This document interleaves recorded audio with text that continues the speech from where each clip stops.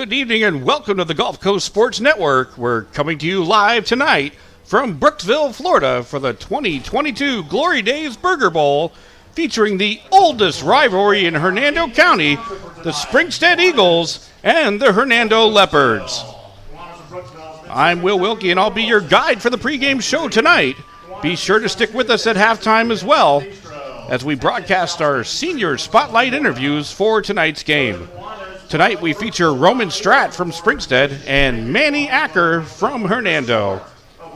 You know, it was great getting to know both these young players during their interviews this year, and we think you'll like their stories as well. Again, our senior spotlight features will be coming up at halftime.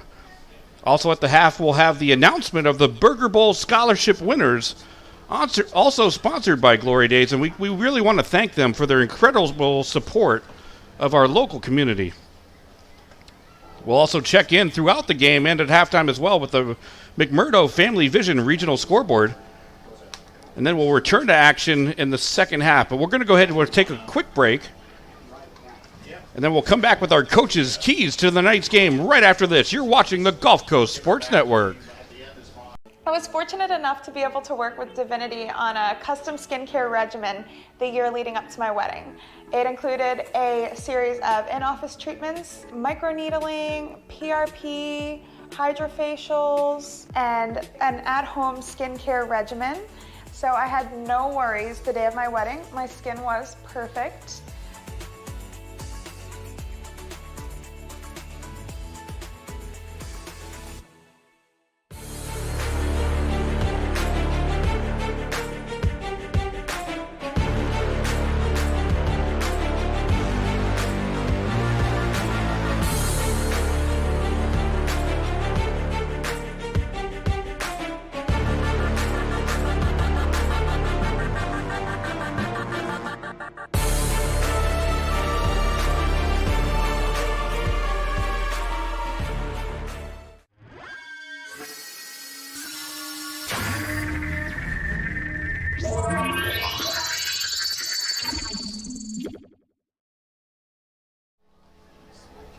Again, thank you for joining us here tonight on the Gulf Coast Sports Network. We are a registered nonprofit media company.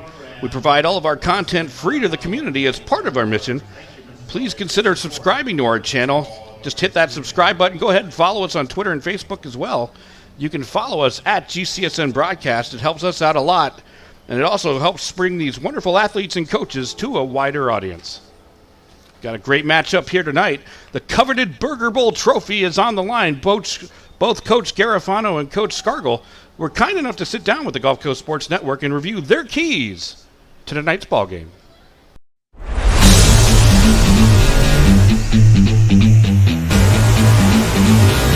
Tonight against Hernando is going to be, it's the oldest county rivalry. We're the two oldest schools, and this was the biggest rivalry when I grew up. I'm a Springstead grad, and there was no Nature Coast. Central was just coming into the picture, and there was no Wiki Wachi back then. So it was us and Hernando, and that was standing room only back in the day.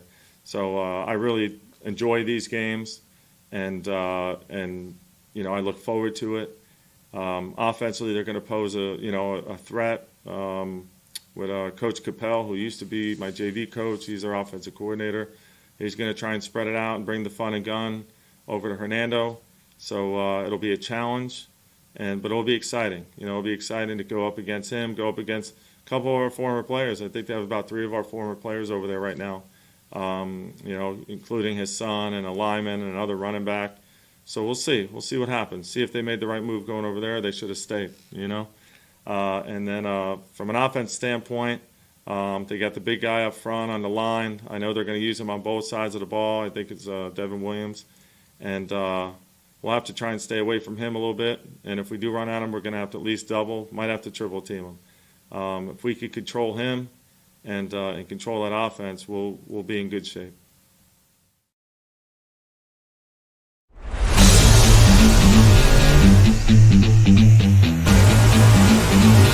Kids have been looking forward to this game all season, the Glory Days Burger Bowl. We've got the trophy right now because we took it last year. We plan on keeping that trophy tonight. We've got to put up some points on offense. Defensively, we've got to shut down their run, make them throw, get off the field on third down, and give our offense a lot of opportunities to run up that score.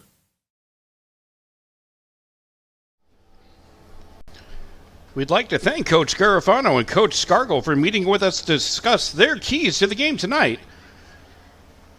Some great insights by both coaches who have great passion for the game and their players. Again, we'd like to thank them for their time that they provided to us. Now we're going to take things over to Abe and Dave up in the booth for the 2022 Glory Days Burger Bowl. Boys, take it away. Thank you, Will. Burger Bowl 2022. Springstead is looking to take back the trophy that Hernando currently holds for last year's score, 7-3 win. Well, Abe, Hernando will have to play its best game of the season to keep this trophy. Springstead comes in not just undefeated, but dominating their opponents on both sides of the ball with 217 points scored on this season and only 24 points allowed through 6 games. This is the tale of 2 seasons, Dave. Hernando has had a difficult start, going 1-5, struggling on offense and forcing their defense to play many extra snaps each game. While Springstead is off to a historic start, 6-0, finding several ways to move the chains and score while having 11 hungry young men on defense eager to make the tackle. Hernando has had some recent success with moving the ball with the 1-2 punch of Capella and Williamson, who often trade in and out at quarterback. Tonight, they will need to lead this team, pick up first downs after first downs, and dominate in time of possession in order to keep their Glory Days Burger Bowl trophy.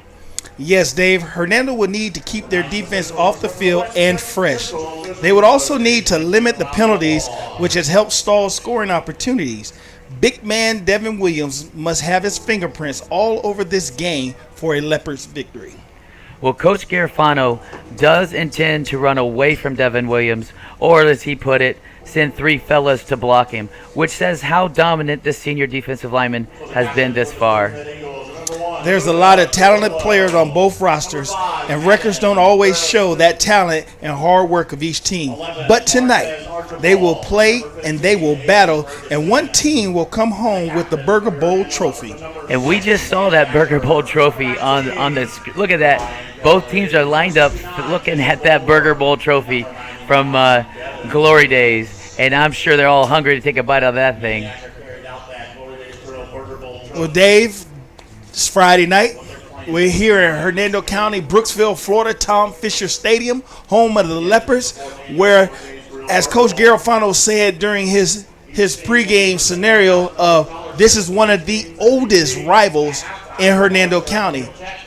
Yeah, and he went on to say that we've added three or four more schools, diluting some of the athletes, but this game is still important. It's still a rivalry, and it's exciting to come and be a part of tonight.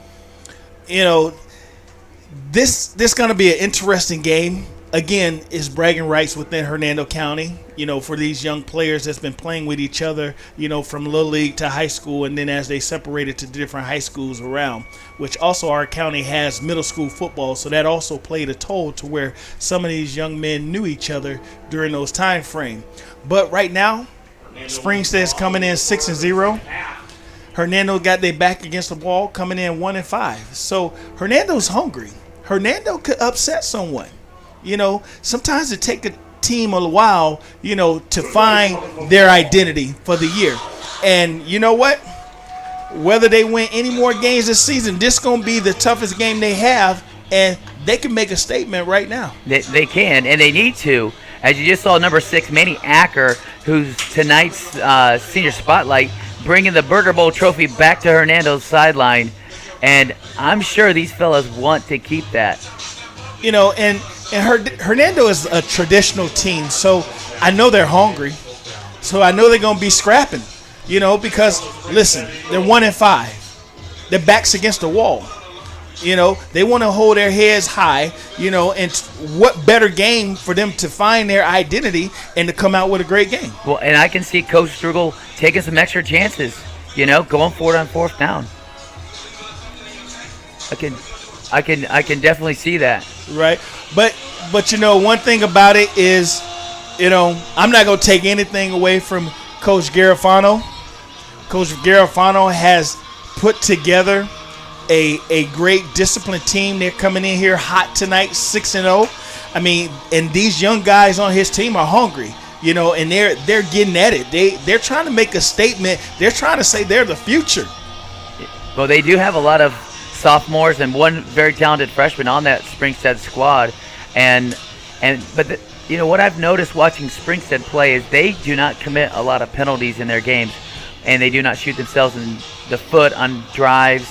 So that could be a very big part of tonight's recipe for a win as well. And that's where that discipline comes in.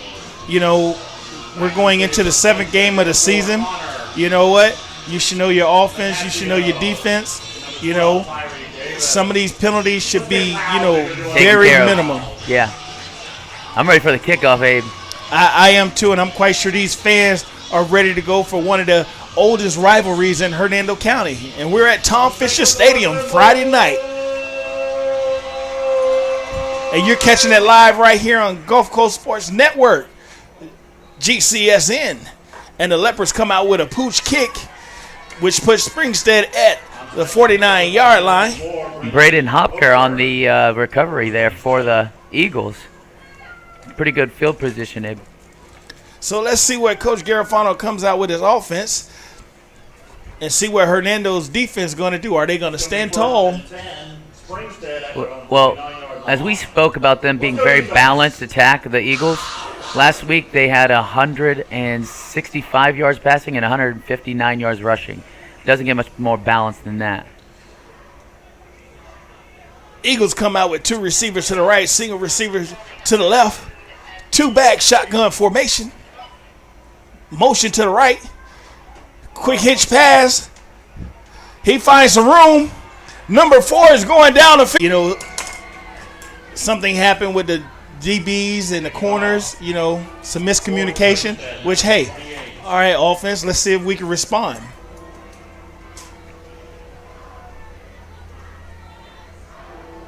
Springstead has a good kicker, but they don't always kick it very deep.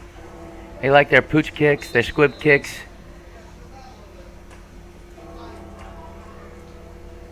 Oh, ball fell off the tee.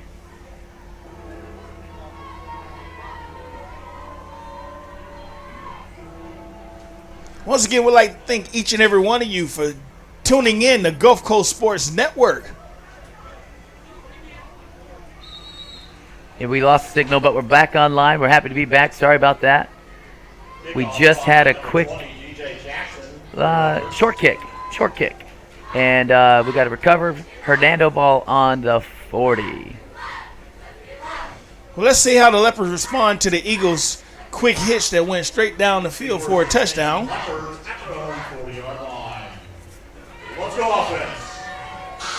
Well, we got Capel in the gun.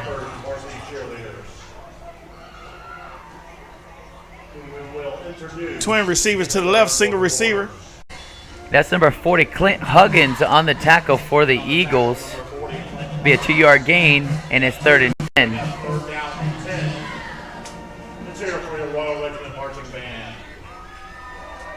Very important 3rd down. But as we spoke before the game, this might be a game where you go for it. Quarterback rolls to the left.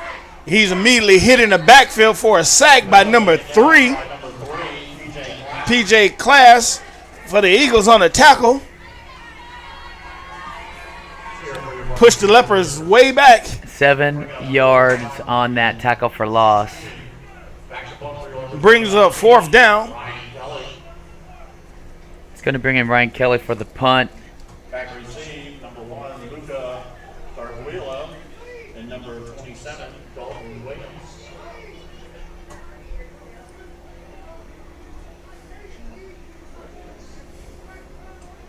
Hernando getting their gunner to the line of scrimmage.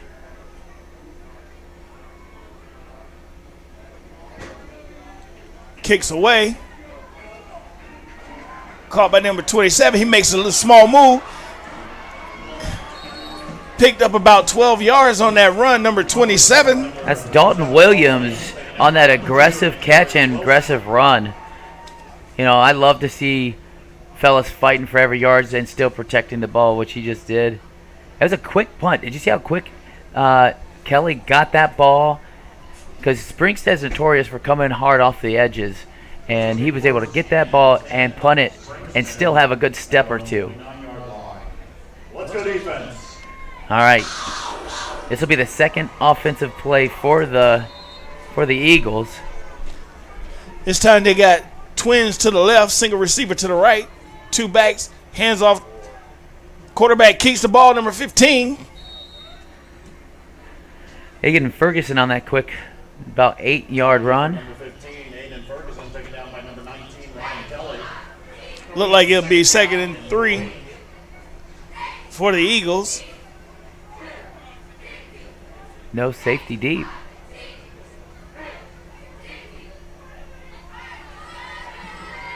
Looks like the Eagles checking with the sideline. Reset. Motion to the right. Handoff to number 1. Looks like he's going to have the first down for the Eagles. Yeah, that was the same look as the earlier touchdown, except he handed it to number 1, Luca Gargillo, Taken down by number 22, Sam Jackson. for the first down. So he's running the same formation but mixing it up, you know, with what players he's giving the ball to. When I Which- noticed the safety was 8 yards from the ball. And these wide receivers can all 3 run. So I don't know if coach sees that and says, hey, let's take a deep shot. Quarterback keeps again. There we go, Williams. He was grabbed by number 99, Devin Williams. On the keeper, number 15, Aiden Ferguson. Well, he did. Coach Garofano did run away from Devin. And Devin found him. It looks like he might be rotating sides too, because I believe he came from the other side last play. Looks like it's going to be 2nd down and 8 for the Eagles.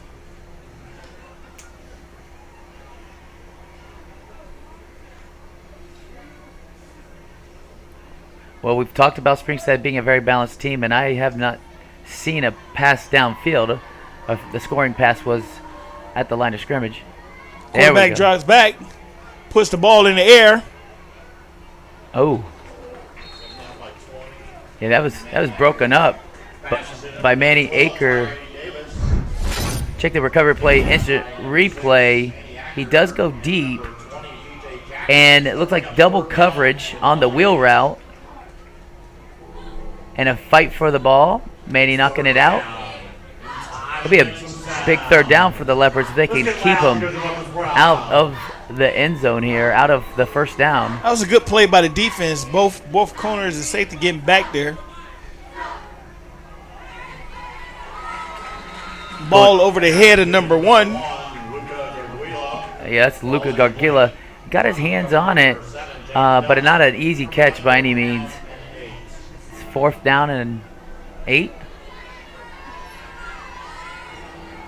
Looks like they might try to pin him deep here. I see a lot of guys running on and running off, so they might be trying to punt this ball deep. So right now I give credit to Hernando's defense. You know, being able to stop this offense, especially after this offense had that motivation of, you know, first play, take it all the way to the house.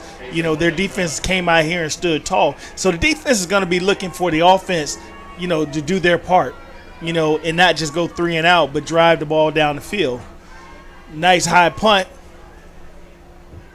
Fair catch is Wade. That's Kason Williams on the fair catch, which will give the Leopards a long way to go. About 9 yards, 81 yards, 81 yards, 91. 91 yards away from the end zone.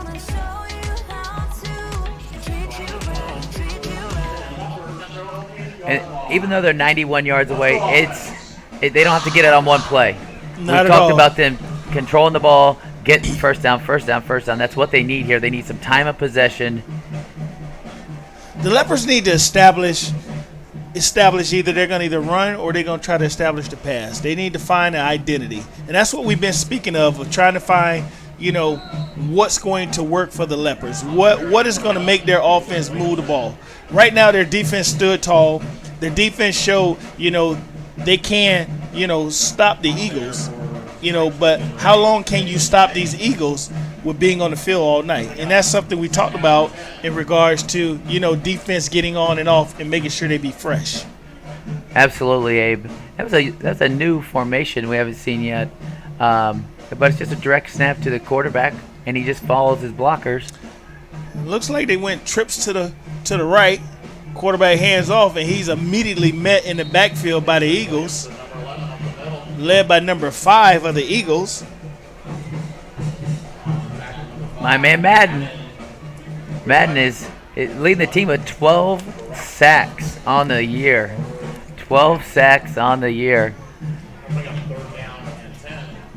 But it's 3rd and 10.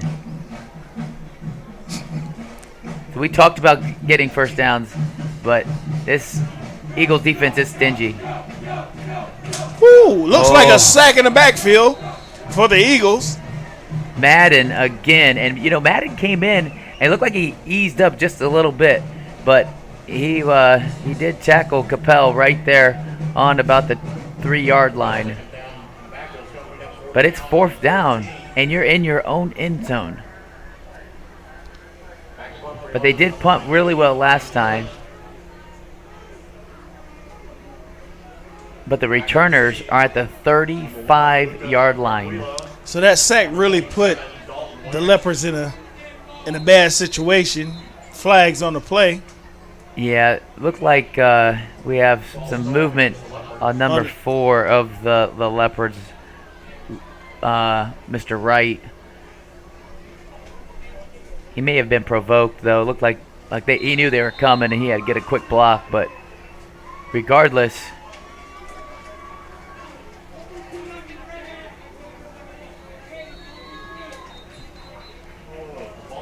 all right, they are going to redo it.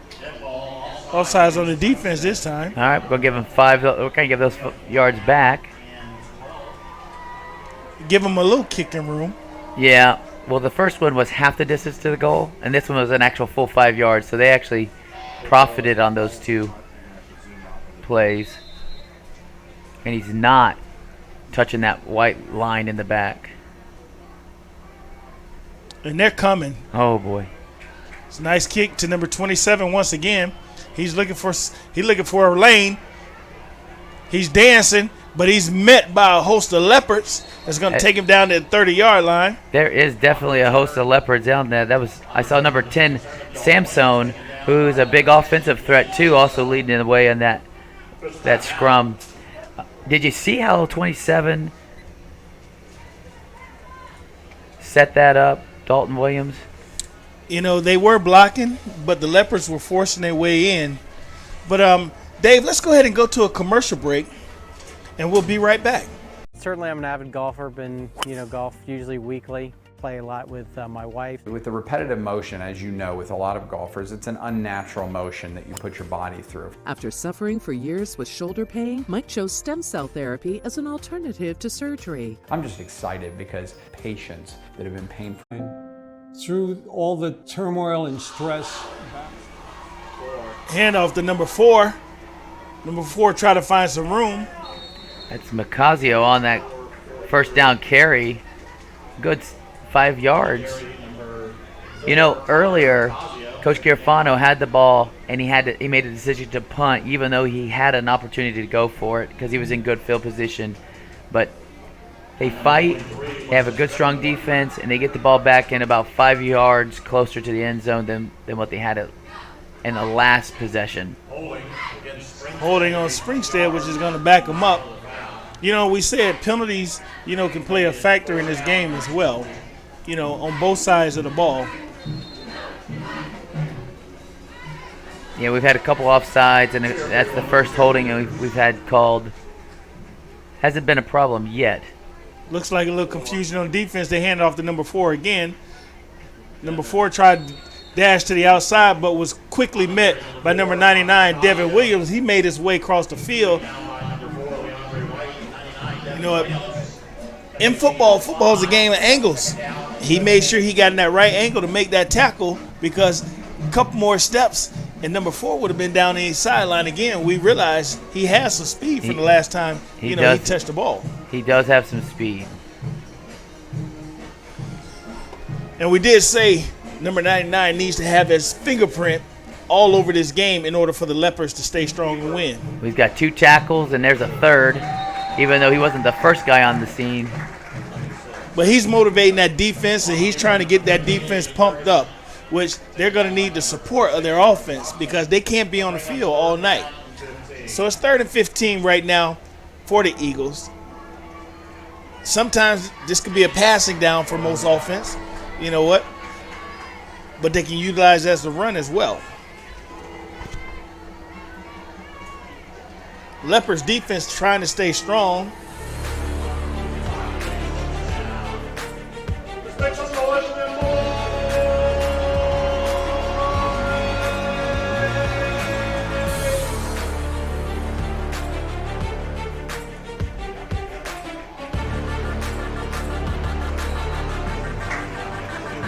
That's a quick pass to Luca Gargillo, who catches it and looks like an advantage of 6 yards, which will bring up 4th and 8. 4th and 8 on the 27-yard line. And it looks like coach is going to keep his offense out this time around. We've seen Macazio get it. We've seen Luca Gargillo get it. They tried to go down the field one time, but Hernando was back there to stop that, to break that up. Ackers was back there. Quarterback drops back. Interception by the Leopards defense. He got one guy to beat. He's gone. He's to the 40. He's to the 30. He's to the 20. To the 10. And it's touchdown Leopards. The defense has answered for the Leopards. That's Rondarius Wilson on the interception, pick 6. Check this instant replay out. Put those hands together. The recovery room instant replay. Quarterback drops back. Gets on the inside. Yep, on the inside hip of the incoming receiver. Undercut the route and took it to the house. The Eagles are in for a fight tonight. The Leopards defense have come up big 2 times this first quarter. Like I said, they're trying to find identity. And you know what? Right now, the Leopard defense has stood up and said they coming to play tonight. Ensuing PAT.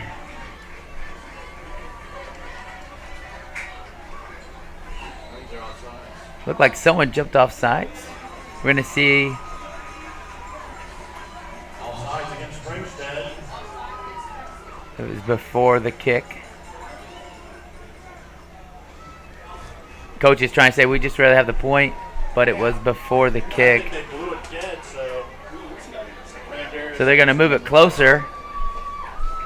Not that the kicker needs it, but sometimes coaches will go for 2 when it's that close, but it looks like Dave, Coach Scarborough's going to keep it. This is a Burger Bowl. Anything's liable to happen. You know, the Leopards are trying to hold on to that trophy.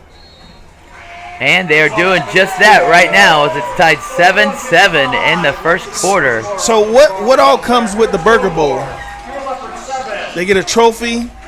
You know, what else does Glory Days do with the Burger Bowl? Well, they hand out a scholarship. I believe it's a $1,000 scholarship for one player from each team at halftime. And I'm eager to see which players do receive that $1,000 scholarship. So kudos to Glory Days for being so active in the community. This is the 4th year of the Burger Bowl. Hernando leads it 2-1. And we got a fight on our hands tonight. 7-7. 2 minutes remaining in the first quarter. The Eagles offense scored on the first play of the game. The Leopards defense responded on the second series with a pick 6. we got a ball game. This is the Burger Bowl right here, Tom Fisher Stadium, Hernando High School, home of the Leopards. Might be an onside kick right here towards us. Check the bottom of your screen, right toward Pooch. He do a little pooch in the air. It's bouncing. It's still live. Live ball. It looked like the Leopards man received it. The Leopards got the ball. He got it. Yeah, he got it. Luca Gargillo is waiting for it to roll out of bounds so that they can get the flag and get the ball on the 40-yard line. Instead, it stays and takes a Hernando Leopards bounce, and it is recovered by the Leopards. Special team play. You know, they had defensive play.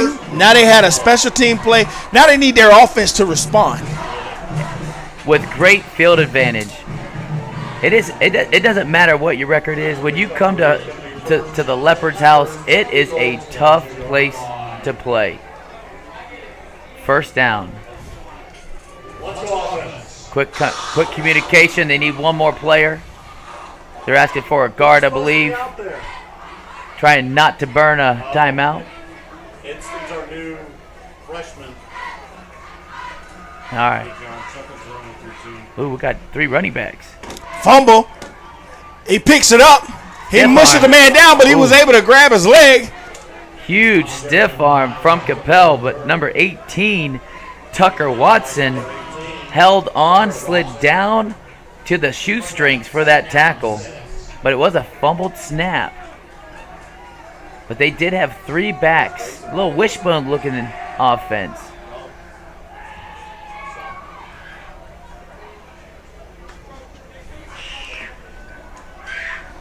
So the Leopards come with 3 backs in the backfield. Quick pitch to the left. Round the left side. And he's out of bounds at about the 22-yard line.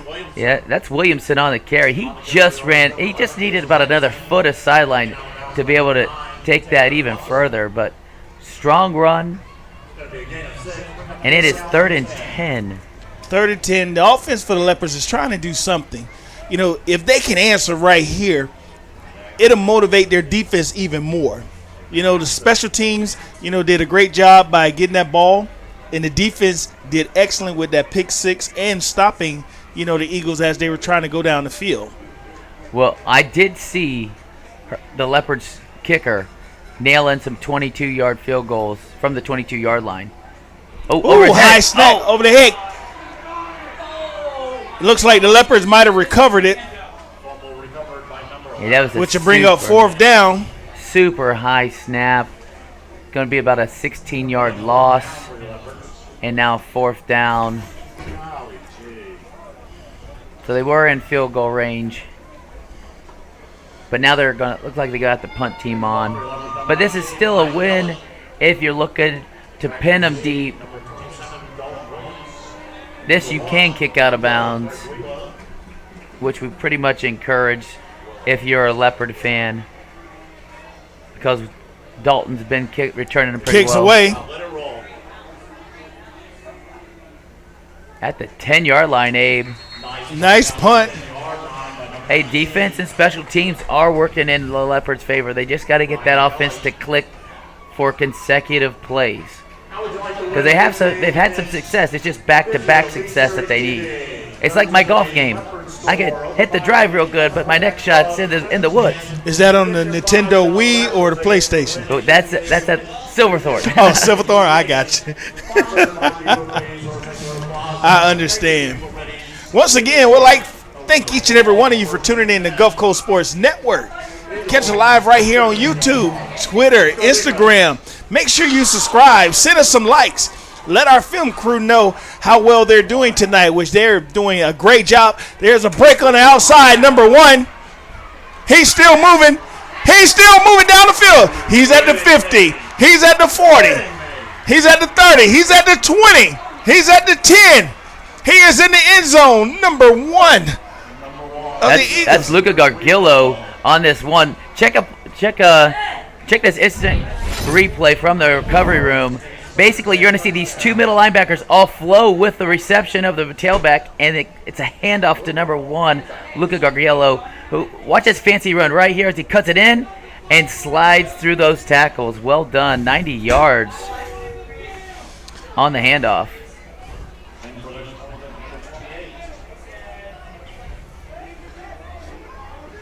That's the second first play of the drive that's resulted in a touchdown for the Eagles. Well, when you have an offense that can strike at any time, anywhere on the field, the other team's offense has to put points on the board, or it will get ugly. Let's check out some commercials.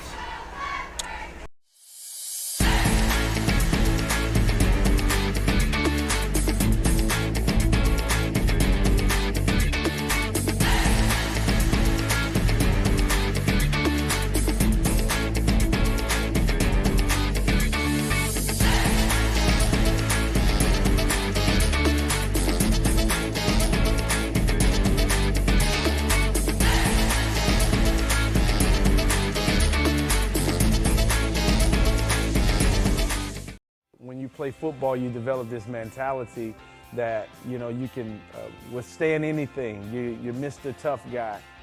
So years I had been battling. I was just excited to finally meet someone who knew what I was going through, who saw my pain, to think that in a matter of one treatment. All right, this kickoff will be to start the second quarter with that 90-yard one-play drive from the Eagles.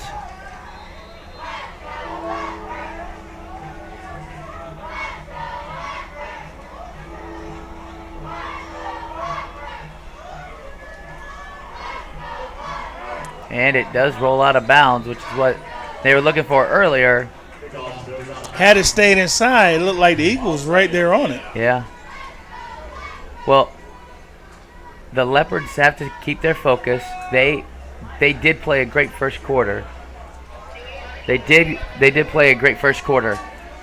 And now we just have to continue that, starting with this offensive possession. So who's the senior spotlights this year? Well, tonight the senior spotlight will be Roman Stratt, linebacker for the Eagles, and Manny Aker, the defensive back and wide receiver for the Leopards. Two awesome young men, both seniors, are going to share their journey with football tonight at halftime. Leopards hand off to Akers, which is met right at the line of scrimmage. Well, yeah, that's Manny, or that's Madden in on that tackle. I mean, the Eagles have two guys minimum at every tackle. That defense is very stout.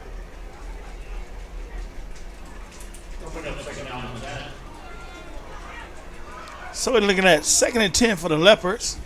Look like to go twins right, single receiver to the left, shotgun formation. Quarterback looks to pass. That was just a quick screen to number 4, Leandre Wright, and I believe him and Capel might have been on the wrong page. But it will bring up a 3rd and 10. The Leopards are still in this game. You know, like I say, if they can find the identity of their offense and put some points on the board, let their defense do their job, this would be a total different game. Yeah, I'd probably find number 99 on that offensive line and kind of get close to him, run right behind him.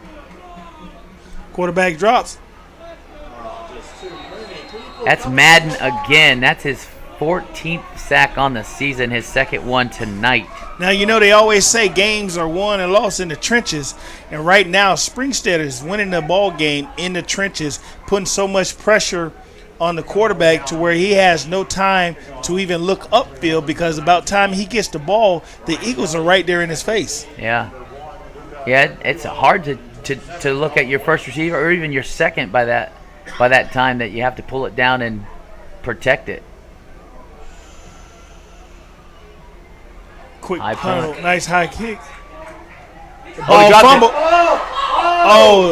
It went into a Leopard hand and rolled back to number 27. Yeah, it went right back to Dalton Williams. Very opportunistic opportunity for the Leopards, who almost cashed in on it, who've been playing great on special teams and defense. Well, you know he got lucky on that because he would be walking back to the sideline. Garofano would be calling him like, look, you just lost us the ball. But he was able to get that ball back. So, as you say, as luck may have it, that ball bounced out of his hands into a leopard hands and back into his hands.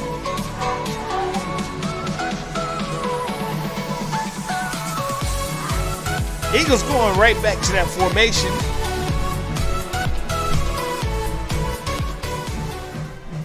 Hand off to number 4.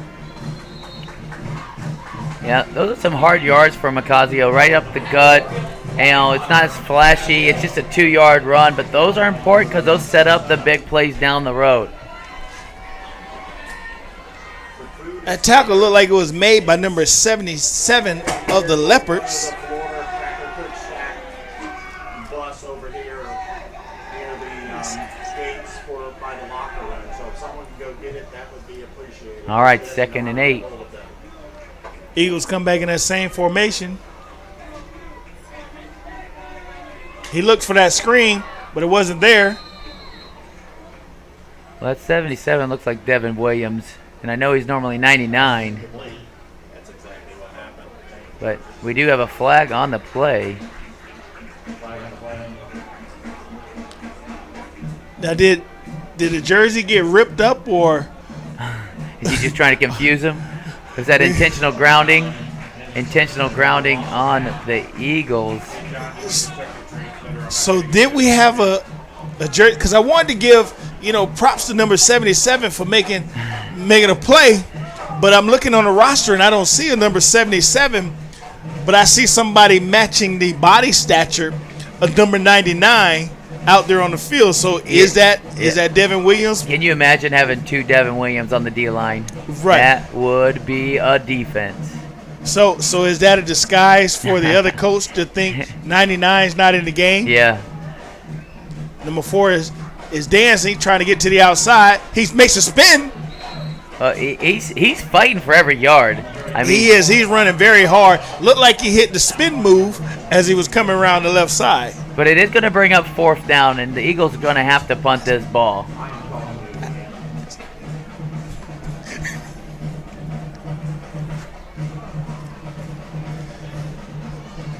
So again, this Leopard defense has stood up. But they are on the field a little bit. And we talked about them getting some quality rest and having the offense get some. Ooh, that was interesting. Ball's away. Look like it's going to go out of bounds at about the. Yeah, Williamson was back deep, and right before the ball was hiked, he ran over to the middle of the field as if he thought it might be a fake. Oh, come on! It's another 10 yards. Spot the ball out at about the 40-yard line. Leopards offense going to come back on the field, try to make a play, try to do something. The defense is really playing a great game right now for the Leopards. And their special teams. But you need all 3 phases, and this is the phase they need to get established now. A new formation. Quick handoff. He's immediately met. Yeah, he's tackled by number 80. Oh, that's Rizzuto. That's Mr. Rizzuto for the Eagles. So what the Eagles telling me right now is you're not going to run. Yeah, you're going to have to establish something in the air because we're going to stack it. We're not going to let you run on us because they're stopping everything that's coming up the middle. Yeah, they are forcing them. They're in the backfield before the ball gets there. Well, Capel is 210-pound quarterback, and he had a nice fake. He pulled it out and ran for about 6.5, 7 yards right there. And he,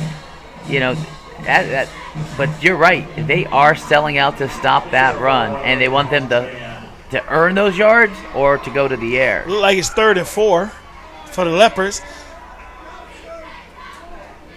See if they can get a first down. Quarterback keeps it. And again, he's met by a host of Eagles. But it's I mean, there's a 4th down opportunity here. I mean, they're a yard and a half away from this first down. So do you punt it or do you go for it? I'm going to go for it. I would want my defense to take another break. Well, as aggressive as Springstead Eagles are, you know what? I might go out there and see if I can get them to jump off sides, try to get the first down that way. And if it doesn't work out, you know what? My defense has been playing well. I might punt the ball to pin them back deep. So, if offense don't do anything for us. Yeah, they tried it. OP got the first down. He did get the first down, but they tried to get him to jump. He went under, gave the hut, and reestablished himself. That second effort of Capel really put him there as he turned back, and forced his way. So now while you're moving the chains, which that's what the Leopards offense wants to do, now we got to try to figure out if we can establish something to set something up. Some positive yards. Let's run them, keep running the quarterback to draw everybody in, and then pop a pass on them.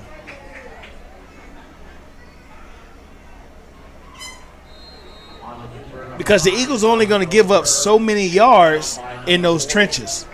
Yeah, that's right. That's Clint Huggins' third tackle. And they're always right at the line of scrimmage. 6 minutes, 33 seconds remaining in the first half. Who would have thought right here at the Burger Bowl at Tom Fisher Stadium, the Eagles lead the Leopards 14-7.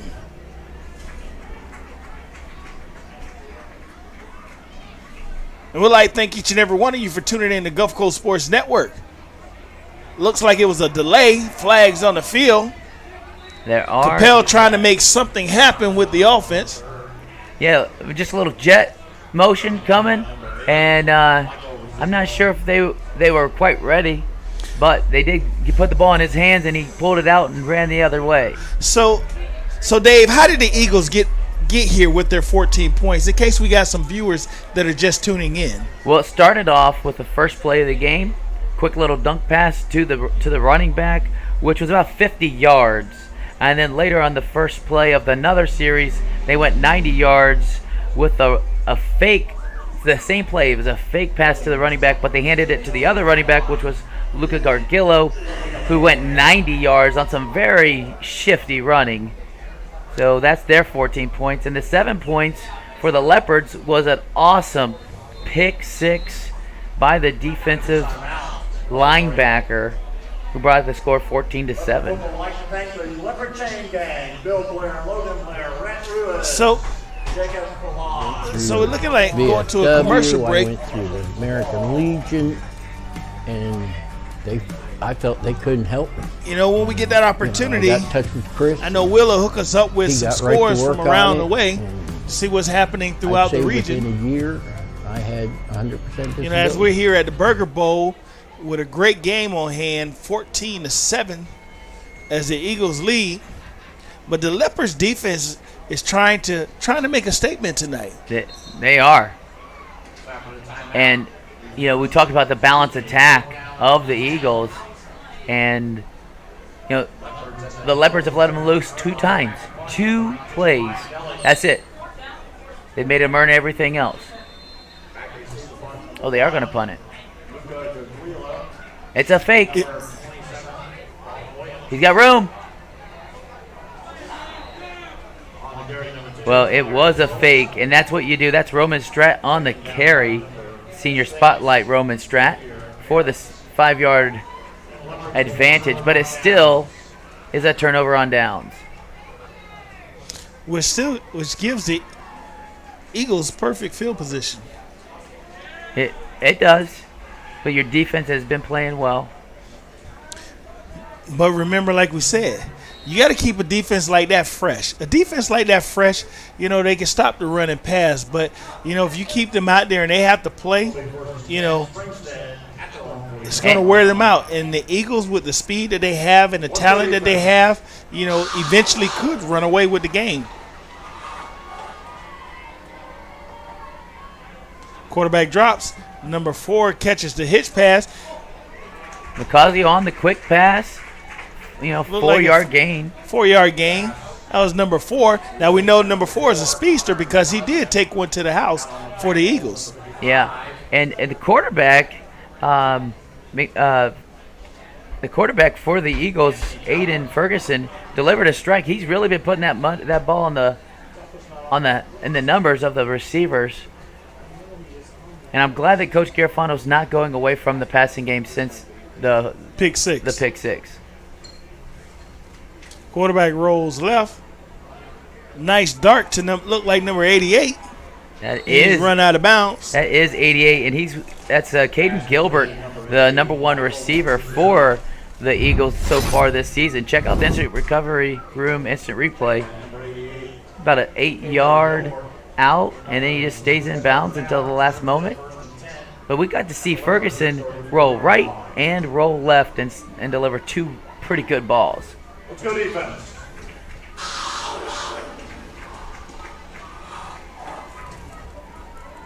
Less than 5 minutes to go in the half. 2 passes in a row.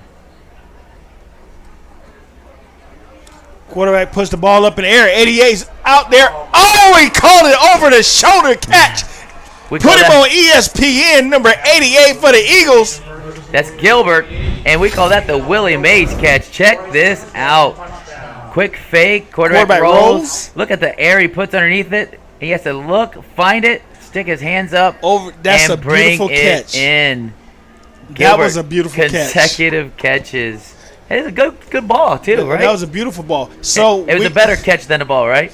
That was a pretty good ball. I'm going with the catch. The way that young man let it just drop in the basket and walked in the end zone. So the Eagles have scored running with the hitch pass, taking it all the way, and now a bomb. Yeah. So they're showing you the different ways. The short passing game, the long passing game, and the handoff game. You're right. Which now makes the score 21-7, and still trying to find that identity of the Leopards. Hey, you want to check some scores? Let's check the scores around the region. Regional score.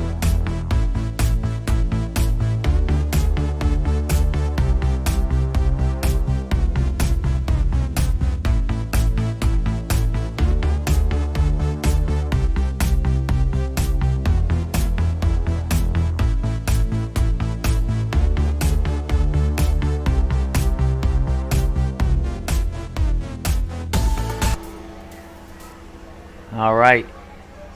And we've talked about the response for the Leopards. We're going to talk about it again. You're down 14. You need to eat the next 4 minutes and 45 seconds of the clock. Do not give them a chance that's to a play. penalty. There was. Oh, he's going to throw his flag twice. It's going to be a personal foul. It looks like, the receiver waved fair catch, and he was still hit by an Eagle player, which, Coach Garofano, he's a very disciplined coach. Quite sure he's going to be doing some running come next week. So they got an offsides and then the personal foul, which is going to back them up. But like we said, the Leopards need to eat the next 4 minutes of this clock and not give the Eagles the ball. And if they can go in 21-14, that would be a good case scenario for them. Also a personal foul against Springstead to back them up 20 yards. So it's giving opportunity to the Leopards offense. Once they kick this off again.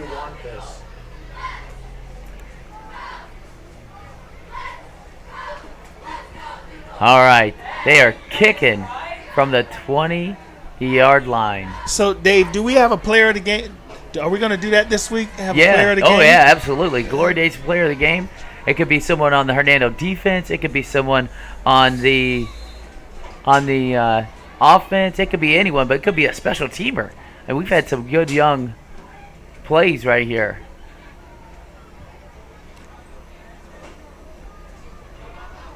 Come on, here he comes. Oh, he's found a groove. He got a lane. The special team strike again. Tackled by the kicker, it appears. Madden. Looked like, was that number 6? I think it's Acker. Check this replay out. He aggressively hits this line. It looks like. What number was that? It's number 11, Williamson, I believe. But Kason Williamson. But we talked about the Leopards eating the next 4 minutes, scoring 21-14, and then they get the ball back at halftime to start the second quarter. So this game is not over. That's what the coaching staff's telling him. Another special teams, awesome play by the special teams. It's the offensive's turn. It's the offense's turn. The offense got to answer for the Lepers. The offense got to make a stand-up statement right here. They've been put in a position 2 times by special teams to answer the call. He's fighting. That's Rizzuto again on the tackle.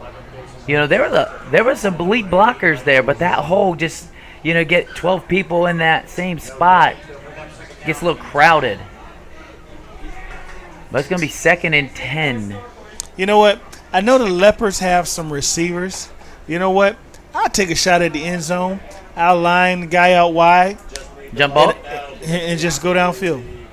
You know what? Because the quarterback really don't have much time. You know what? Shotgun it, get the ball to him, put it in the air. Let your receiver go get it. Well, and before the game, they were doing the go route, and he was connecting on with several different receivers. Oh, looks like they're moving him out wide.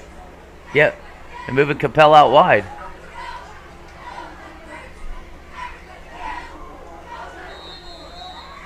They only have 10 men. Delay a game. Here's another penalty that's going to hurt the offense and back them up. Oh, they did get the delay. I thought it was a timeout. Nope, it was a delay. They have 10 guys, not 11. They're going to add that final piece.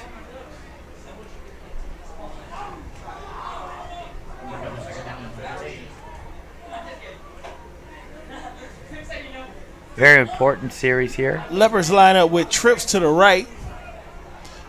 3 minutes, 20 seconds remaining in the half. Quarterback drops. Throws screenplay number 4. The Eagles are swarming. They are so quick to that ball. That's Leandre Wright on the catch, and he has got some wheels. But as soon as he catches it, he had 4 Eagle defenders on him. So with that being the way their defense is being so aggressive, a play action, quarterback roll out of that pocket because he's not going to get much up the middle, roll out, have a receiver or a tight end dragging by and dumping it over their head. You know, a couple times, you know, you set things up. Let the quarterback run around the outside to establish them thinking he's going to run it, and then you have those guys dragging on the backside and you hit them. Bam, nice pass.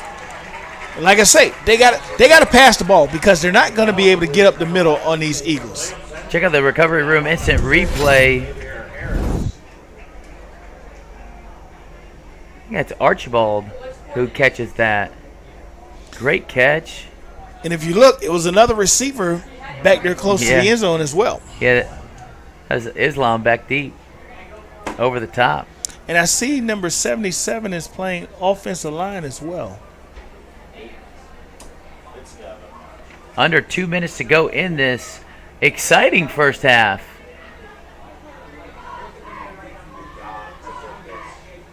Oh, they're coming. Oh, they're running coming. back moved. Running back moved. You know, he can move and go in motion. You just can't move and stop. Stop, right. Yeah. Which looks like the Lepers are going to try to go for a field goal.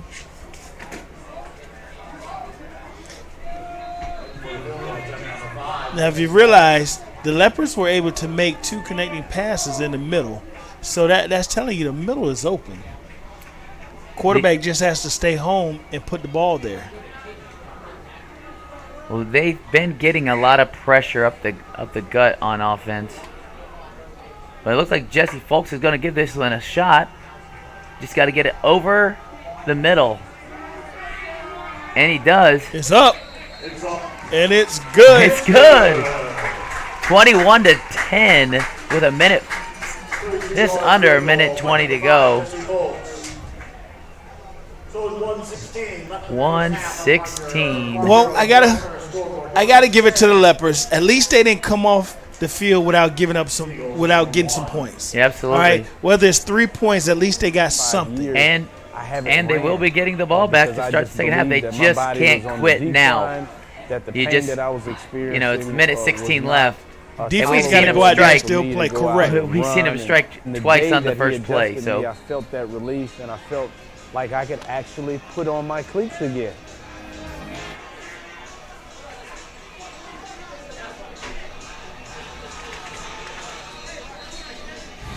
make sure you guys tune in at halftime as we check out our senior spotlight, Roman Stratt and Manny Aker for the Leopards. So, Dave, what is the senior spotlight? You know, senior spotlight's just a moment with them and us as we sit and talk to them about how football's played a role in their life.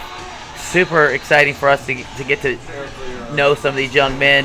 We had some great players speak with us, and we're going to share that with you guys. The ball is away.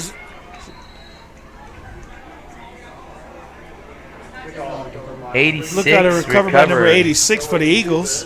Yeah.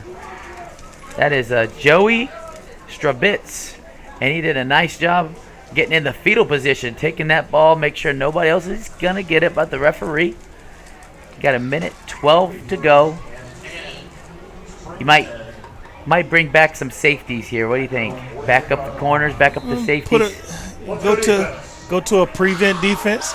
Well, you know what? You got to watch number 4 trying to come out of that backfield on the screenplay. You know the Eagles like to run that screenplay with him or just handing him the ball off. Quick hits to number 1, and he's out of bounds. Yeah, he took it 90 yards earlier, but he caught the ball and ran out of real estate. But we know we got to protect number 88, Gilbert, because they went to him 2 out of the last 3 passes. So there's definitely some weapons that the Leopards defense has to pay attention to as it clocks down under 46 seconds. Quarterback rolls to the right. He looks downfield. Quick throws to number 88. Gilbert, they keep him in bounds with 33 seconds to go. And a timeout. Timeout Springstead with 32 seconds. Looked like number 11 for the Leopards was able to make that tackle immediately, which is Casey Williamson. And again, this Leopard defense is trying to stand up. They're trying to be a wall. They are. Hey, let's check out some commercials while they take a break. We'll take a break. Navy SEAL veteran and endurance athlete Don Mann pushed his body to the limit and tried regenerative medicine when all other options failed. It's unbelievable. I just assumed I was going to be in pain forever. And I've been in pain since the 80s. Now I'm running and riding a bicycle faster than I have in 7 years. Even my vision is better. I'm 100% pain-free right now. And I don't take any medications. Call Aligned Integrative Medicine for exam and x-rays to see if you qualify for regenerative treatment.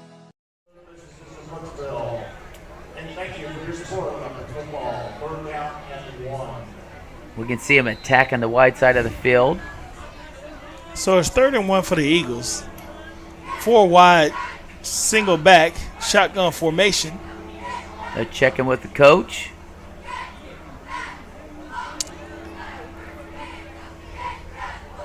Ferguson rolls to the left. He takes it up the middle. He might be a little short, depending on the spot. And the clock is running. They're going to have to take another timeout with 23 seconds to go in the half. It doesn't look like they got the first down. They'll get another crack at it. No, it doesn't look like they got the fourth they're down. Short. Yeah, they're short. So, do you go downfield? It's 20 seconds remaining. It's 4th down. You can take a shot at the end zone. Let's check out the scoreboard, the McMurdo family scoreboard. But I think you're right. You could take a shot.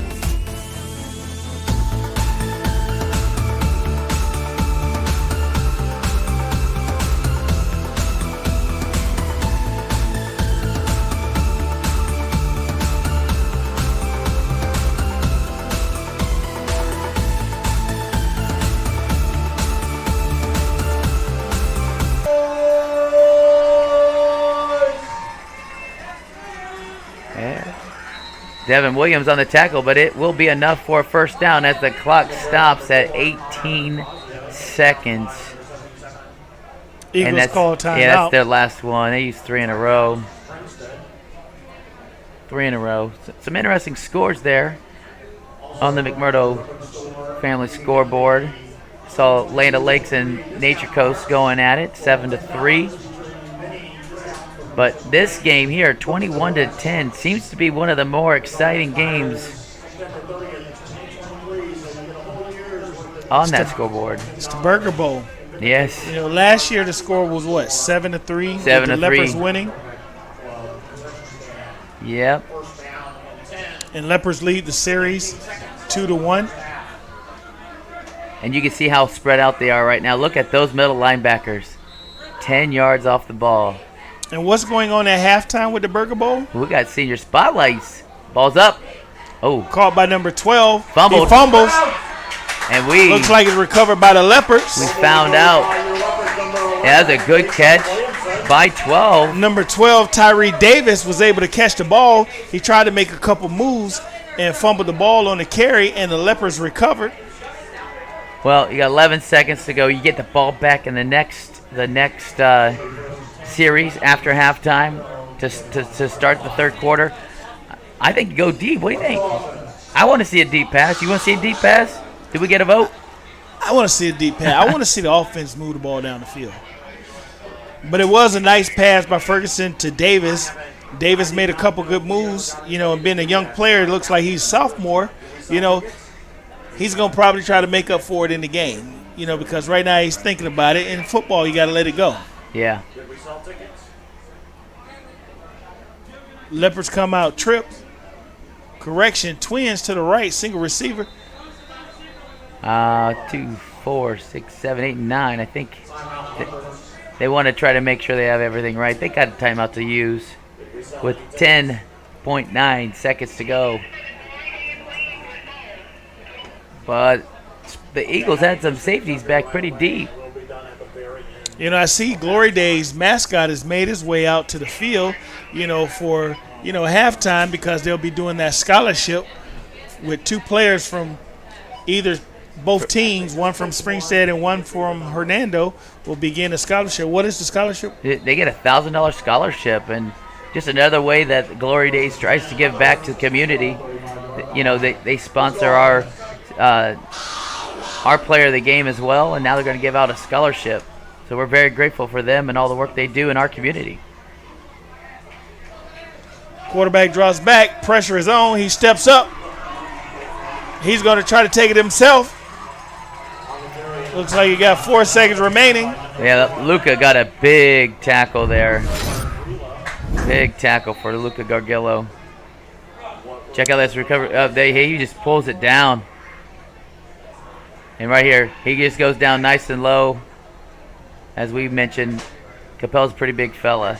So we got 2.8 seconds left. It's a last play, 49 yards from the end zone. And like I say, the Leopards' back's against the wall. They have nothing to lose. They can go for it. And the Eagles brought pressure. It just kind of went outside of Capel, and he was able to see it and step up. You know, but going into halftime, you know, coach can say, look at the scoreboard. You know, we're still in this. Football is a 4-quarter sport. Absolutely. You know, we're a couple scores away. You know what? Offense, if we get the offense just to cash in, you know, it'll motivate that defense even more. Well, they got 4 receivers going out now. They got a back next to Capel, whose job's to keep him upright, buy him some time to let him throw this ball deep. Quarterback draws back. And he's sacked. Yeah, that's Madden and Rizzuto in on that sack right there, which will end the half for the Eagles and the Leopards. Burger Bowl, 21-10, Springstead right now.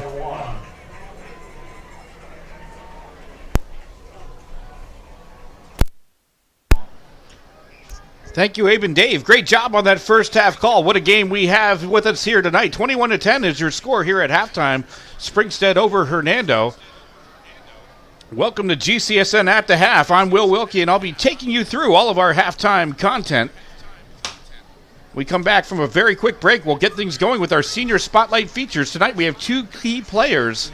You've heard their names a lot so far this game. Roman Stratt from Springstead and Manny Aker from Hernando. We'll bring that to you right after this. Navy SEAL veteran and endurance athlete Don Mann pushed his body to the limit and tried regenerative medicine when all other options failed. It's unbelievable. I just assumed I was going to be in pain forever. And I've been in pain since the 80s. Now I'm running and riding a bicycle faster than I have in 7 years. Even my vision is better. I'm 100% pain-free right now. And I don't take any medications. Call Aligned Integrative Medicine for exam and x-rays to see if you qualify for regenerative treatment.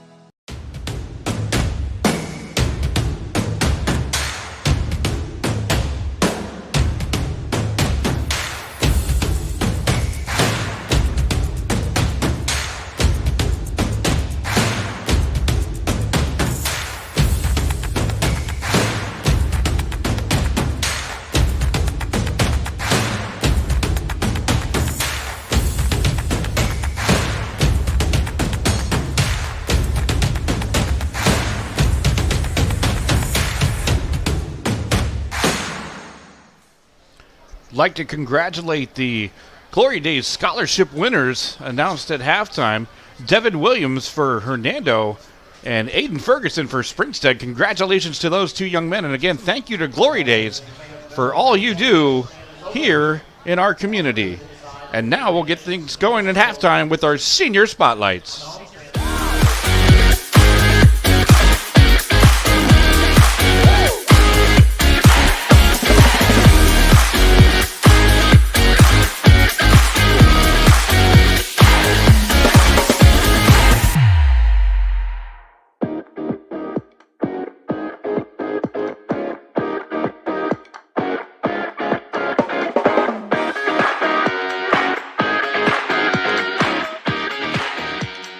I started playing in a youth league called SHA Screaming Eagles. I still play with a lot of my teammates to this day. Most of my teammates I've played through since I've started. It really has been a fun journey playing football. It's a really rewarding game. My 7th grade year in middle school, and I really skipped my 6th grade year because I thought it would just be better for my career in football.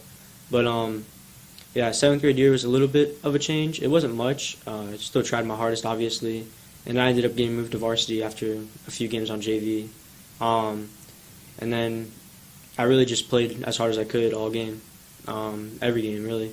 And in my 8th grade year at Explorer, I just played football like I usually do. I was a quarterback and a linebacker at the time, and all I did was really go out there and try to play. Roman, coming into the program, was able to do a lot of different things. He's still able to do a lot of different things. He came in, he could play a little quarterback, play a little fullback, play a little linebacker.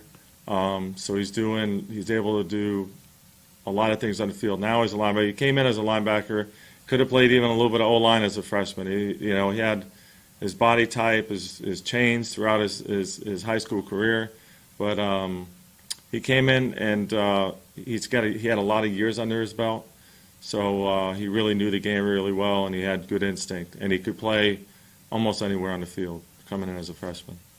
So my freshman year, I was a starter on JV, and I played, when I first got into my freshman year, I played quarterback and linebacker. I eventually went from quarterback to running back, and then just straight linebacker the entire time. The first week was probably the most challenging because I ended up playing guys that were 6'2", all state players like Adrian, but it was just kind of a different perspective of football after that. He's progressed really well the last couple of years. He's able to do a lot of different things on the field for us. We needed a guy to step in at quarterback a little bit last year when Aiden went down, and he became our backup, the backup to the backup, and stepped in and did a really good job, ran the offense well. And then also played, and was also a starting linebacker for us. He had just like with the other, our other couple of guys, he had to have his appendix removed, emergency, so that put him out for a couple of weeks last year. So we've had to overcome some adversity, and he has, and a lot of our kids have had, and they don't miss a beat though. Like they're resilient, like young kids are. If it's you and me, it'd take us a little while to recover, but as soon as he was recovered, he was out on the field and he was rocking and rolling, and I admire that in all of our kids. My sophomore year was the COVID year. and we ended up only playing like 6 games that year. And then I was on varsity at the time, and I would like go down because they implemented a new rule with the 6 quarters, so I'd play like 2 or 3 on JV, then continue playing or the rest on varsity that year. But I would obviously try my hardest in every game or any chance I could play. Then my junior year is when I really started playing on varsity. I was the starting middle linebacker, and I really just played to my hardest every game. The first game of the season was Citrus. I had 4 turnovers total, 2 forced fumbles, and 2 fumble recoveries. And I just really played the best football I've ever played in my life. I expect big things out of Roman this year. I mean, stepping a linebacker, you could see him on the D-line a little bit. You could see him long snapping. You could see him holding. You could see him. We're going to need a, Swiss Army knife. We're going to need him to do a lot of things. And we're looking for some more splash plays. I think yesterday in practice he had an interception for a touchdown, like the last team defensive play. That's what we need. We just need we need a leader on the defense. He'll be the more vocal leader. Craig will be the him and Craig Corbett are both inside backers. Roman's a little more vocal leader. Craig's the quiet assassin, and we're just looking for big plays, big splash plays on defense. Where tackles are great, but it could be misleading if you're making like 20 tackles 10 yards down the field. It doesn't really show us a whole lot. But if you're making them at the line or behind the line, I want to see some TFLs. I want to see some turnovers. I want to see some sacks. And that's what we're looking for out of Roman this year. I really just appreciate my whole family for just pushing me. When I didn't want to go to practice, they'd be like, all right, you have to go to practice, so you made the commitment and just keep playing. You can't just quit midway. You got to keep playing no matter what. And they really pushed me to just play my best football and be a good person in general. My senior year really means a lot to me. I would like to just finish out my life playing football this last year. But, I mean, I really just want to lead the team to, like, a good season, really. I mean, I want to have a good season and have a good record. Roman does a really good job in the classroom, in the hallways, very well respected. Kids are going to listen and follow, and he's really worked on trying to, put some more muscle mass on and get a lot stronger in the last couple off seasons. And you'll see how much it definitely helps on the field, being able to push people off you and push and pull and squat people and run through and explode through tackles and stuff of that nature. We try and, impress that upon all of our kids, starting from, when they first set foot in our weight room all the way through their senior year. It's fun to kind of see them progress, what they become, and it's really been fun to watch Roman progress and grow as an athlete and as an individual, as a person. And he's a really good kid, really represents Springstead the right way. I really like to just appreciate my coaches, like Coach G, Coach Bailey, and Coach Hines for just really giving me the opportunity to play for them and having a great time with them all the time on the field. It's really been an honor to play play for them.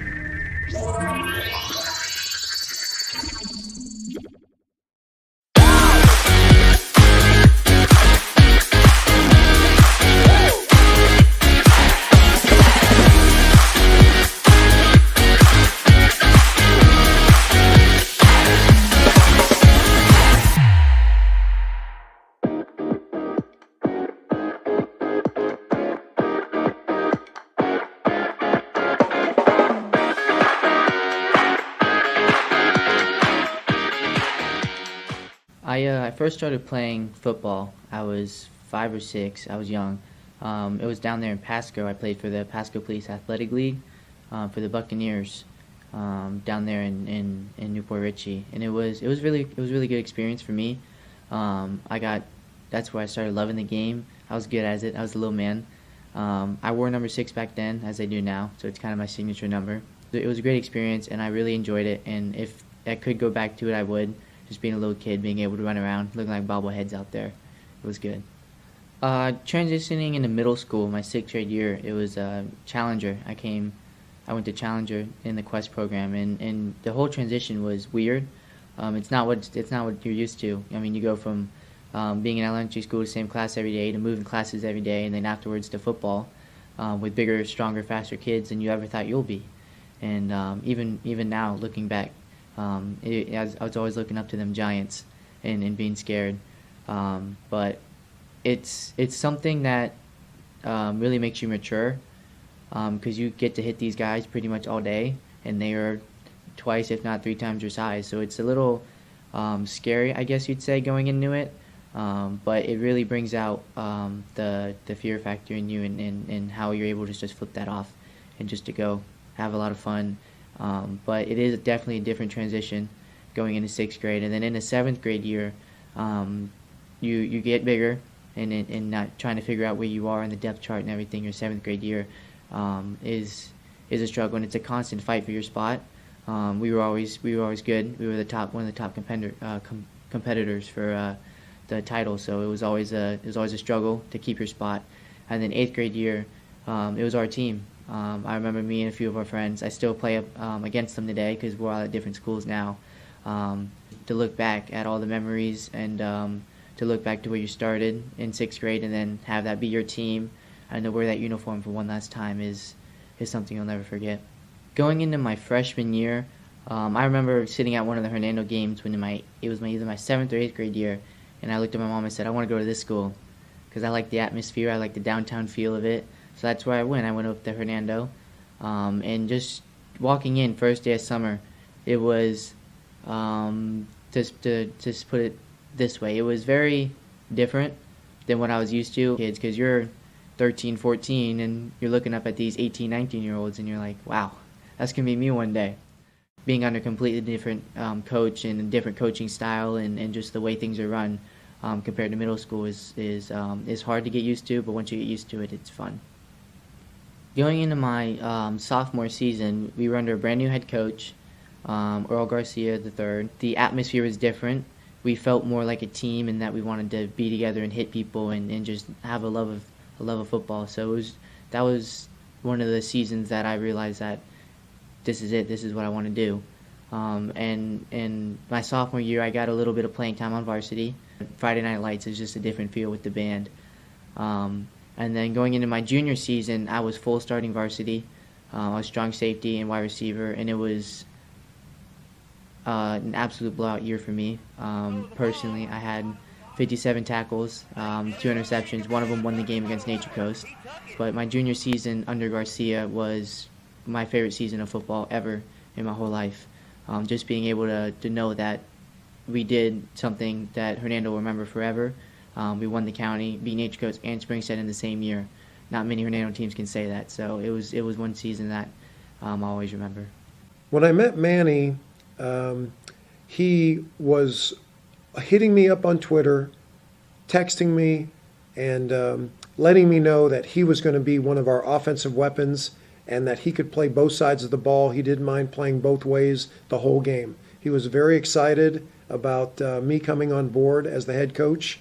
And he had a lot of expectations for me, just like I have a lot of expectations for him. I love a challenge. Everyone in my family says I love a challenge. That's just me. And I think that's why being on the weightlifting team and the track team since my freshman year is always something that I look forward to.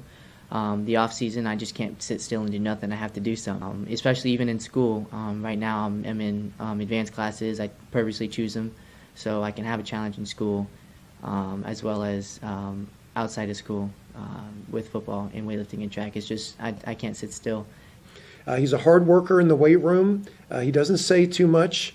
He's not a big talker on the field. He just does his job, runs his routes, covers his guy on defense, and he's a leader by example. That's one thing I like about Manny.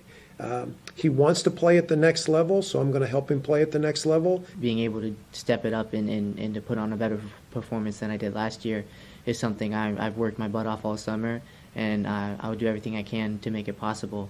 Because if I do that, the whole team will succeed, and we want to go to the playoffs. My expectations for Manny on the field this fall is to do whatever we need him to do. Whatever we're asking him to do, whether it's block, run routes, clear out, whatever it is on offense that coach needs him to do, we want him to embrace that role. On defense, he's probably going to be one of our top corners. He's going to have to shut down the number one receiver most of the time, and we're expecting him to be running on all cylinders all season. 4 years is a long time, and it went by pretty fast. I had a lot of great memories, and I had a lot of support from my family, especially my mom and my dad, Tiffany and Aaron. I love them so much. You name it, they were there in support. My mom and dad have pretty much shown up to every single one of my games. They have not missed a single one. And Coach Jerry Blake as well, Jeremiah Blake, ever since the HYL days, in the middle school days, he's been training me track and football. And me personally, I'm really just excited that this is it. This is my final ride. It's my last time wearing the purple and gold, and I'm going to go out with a bang because I got no other choice.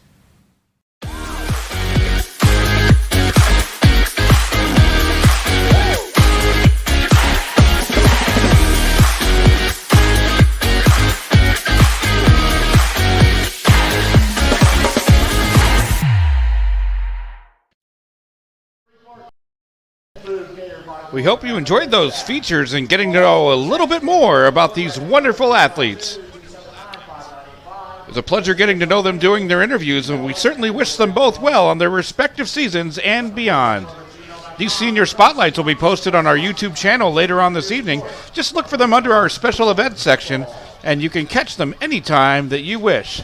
We're going to do a quick check with the regional high school action on the McMurdo Family Vision Regional Scoreboard, and then we'll kick it back over to Abe and Dave to take us home with the second half call. We'll be right back.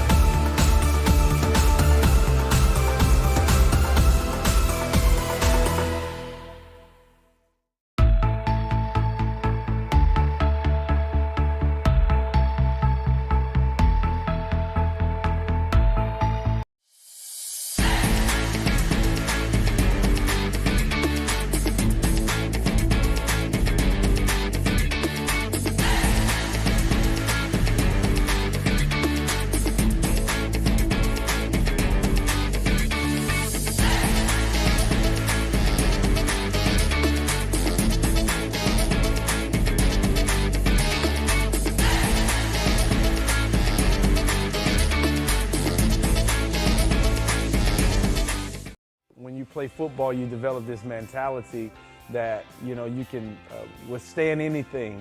You're Mr. Tough Guy. So years I had been battling. I was just excited to finally meet someone who knew what I was going through, who saw my pain. To think that in a matter of one treatment, and it got better and better as I began to get treatments throughout the month.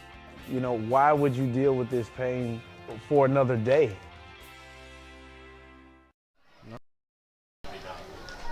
We hope you enjoyed our content here on GCSN at the Half. Again, thank you to Coach Garofano, Coach Scargill, Roman, and Manny. Please toss a like our way on our YouTube. Hit that subscribe button as well. Follow us on Facebook and Twitter at GCSN Broadcast. As always, we appreciate your viewership and your support. Now let's send it back up to Abe and Dave for the second half call. Thanks, Will. That was an exciting senior spotlight.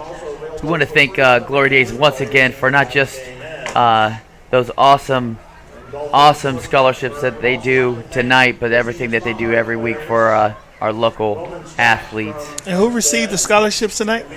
I believe it was the Devin Williams and the quarterback Aiden Ferguson for the Eagles. Both get $1,000 scholarships from Glory Days. Congratulations to both those young men. And you know what? Both of those young men have been working hard tonight. You know, Devin on the defense and Ferguson on the offense, trying to, you know, spearhead their teams, you know, to victory. So, you know what? Good job to Glory Days for, you know, being a part of the community and doing stuff like that. Definitely two impact players, that's for sure.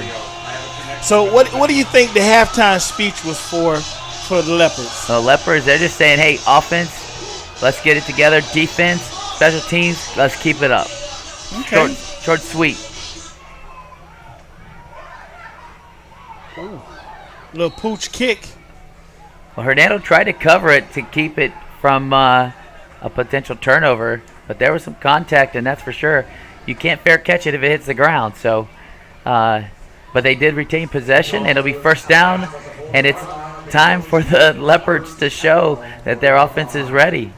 And what do you think Coach Garofano said about his team? Well, you know, they have an 11-point lead, and he probably wants them to keep playing their defense. And I don't know. They played everything pretty well. I mean, they gave up that big touchdown on the pick six, but that wasn't the defense's fault. They had a few penalties that, you know, they can clean up. Quarterback looked like he keeps it. He looks like he got about a good 2-3 yards on that play, and the flag goes in the air immediately. Yeah, it might have been a whistle earlier, and let's see. I think it is going to be on the defense. Face mask. Okay. Thank you, John. I got you. All right, so that's an extra 5. 15-yard 15? Is it going to be 15? There's a couple different kinds. Getting personal foul. Okay. So that was a real face mask. Well, they're moving the chains already, Abe. So, you know what? Leopards crossed the 50. You know, and we're looking for an answer for the offense of the Leopards. Well, and they've had 3 running backs. They've had you know, they had the spread look. They've had the twins look. They've gone through a lot of different looks tonight. Under center, in the gun. Looks like they're going back to the power running game right here.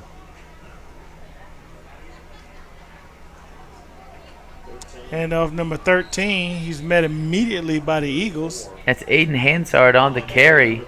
But, you know, you're going right into the heart and soul of that defense. That defensive line and those linebackers are so aggressive. They lead the area in tackles for losses and sacks. And they're going to make Hernando earn those yards. Those are going to be some tough yards. Now, before half, Hernando established a couple passes, you know, and they were working, you know, across the middle. Quick toss. Another flag on the play. You know, Madden turned that in, and it still was able to jump on the back of the running back. But there is some laundry on the field, like you mentioned. Holding on the offense. All right. You know, I got to give credit to the Eagles' defense. They are swarming to the ball. You know what? They gang tackle. They're truly gang tackling. Once one Eagle get their hand on the rest of them, you know, coming in gang tackling. You know, they have a really talented secondary that you may not notice because they're not throwing the ball, which allows them to commit more defensive players to the run. And that's been a great attribute for this defense all season long. Pull hard. There you go. Handoff. That's a quick handoff. Tackle. Uh-oh. Tackle by 34.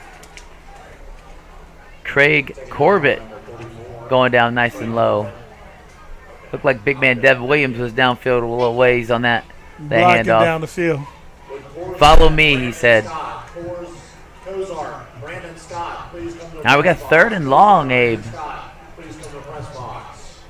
They're out of the 3 running back look. So you'd like to think it's going to be a draw or a pass. Trips right. Single back. Quarterback was looking for a lane, and it closed immediately. Yeah, they got Clint Huggins for his 4th tackle for loss tonight. right there at the ankles of Capel. Now it's going to be 4th and 22. They're going to have to punt. And one thing Hernando does really good is they get this snap off quick. The long snapper and the punter are real quick about getting this off because the Eagles come. They come almost every down. Madden comes. Corbett comes. I mean, they're all coming. Ball's away, kicks away. Gets a nice leopard bounce. That is a good leopard bounce. All the way to the 15-yard line. Great punt game. Great punt game. We've been talking about the special teams. And here it is again. Now the defense should be well rested. Coming in their first series off from the half.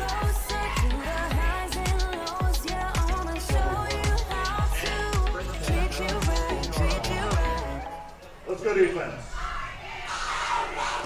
So let's see how Springstead come out. They're flipping their wide receivers real quick. Twins to the right, single receiver. Shotgun formation. Quick handoff. Couple little moves. Turns the corner. He's out of bounds at the 35-yard line. Macazio with a great, let's go to that recovery room, instant replay. Just a quick handoff, and he put some moves on, keeping the ball in play until the very end here with a good 16, 17-yard advantage. And a first down. He has some nice moves coming around that right side, and as we would say, he did a little stop on the dime and then accelerated. Remind everybody that you'll feature 2022-23 Leopard Parsons cheerleaders between the 3rd and 4th quarter. Handoff again to number 4. He's met by a host of leopards. Yeah, Ferguson was reading the tight or the defensive end on that play, and he went ahead and gave it to Macazio. And we talked earlier about these tough, short yards that don't show up in the stats, but set up bigger plays down the road. Tackle was led by number 77, Devin Williams. Yeah, it is Devin Williams, who was just 15 yards down run blocking 3 plays ago. Was that considered a pancake block? 15. Looks like it's Harmon. Some hard yards again by Ferguson. Again on the tackle, number 54 for the Leopards. All right, 3rd and 3, 3rd and short. You're on your side of the 50. That's just Harmon for the Leopards that made that tackle. Leopards are going to want to keep them at no gain so that they force them into a punting situation where the Eagles are going to do everything they can to pick it up. Quick screen. In and out of the hands of number 1, which is going to bring up 4th down and 4 for the Eagles. Yeah, they showed a running formation and faked the handoff, did a quick throw right there in the flats, but he was hustled by the defensive end for the Leopards. But they're going to force a punt and give the Leopards offense another chance to make some big plays. Special teams and defense of Hernando are keeping them in this ball game.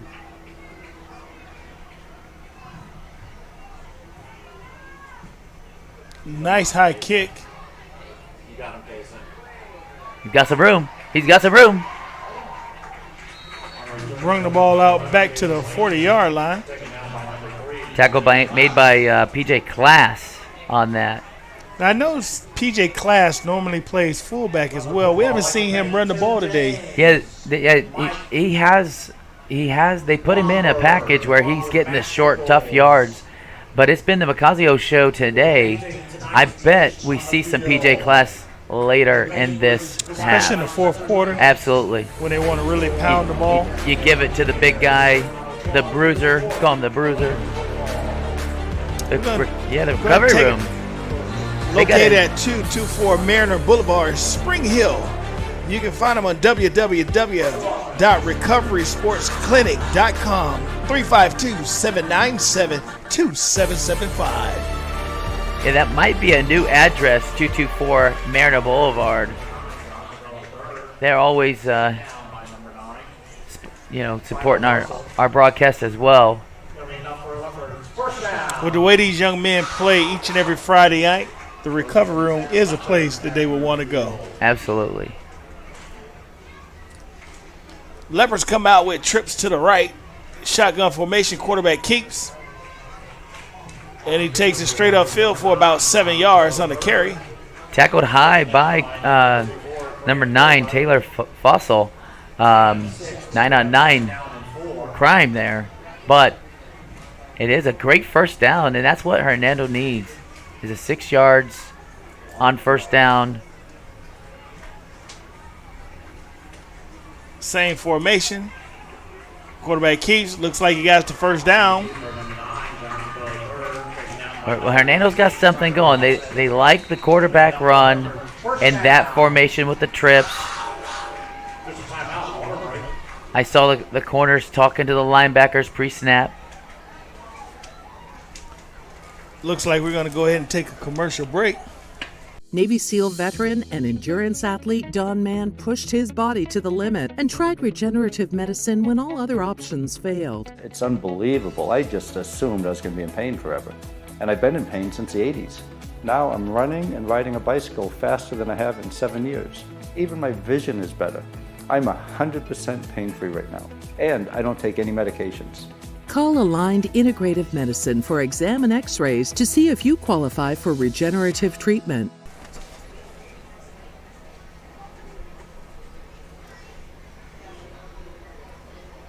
All right, we're back. First down for the Leopards. I see Capella's not in the gun. Looks like number 11. Number 11 goes around the left side, finds a little seam, still moving, and brought down at the 25-yard line. Yeah, that's Williamson, who also has a good return game for us.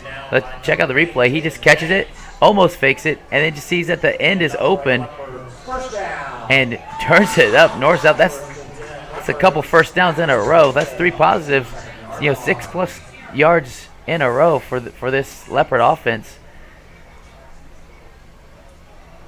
Looks like Williamson again in the gun.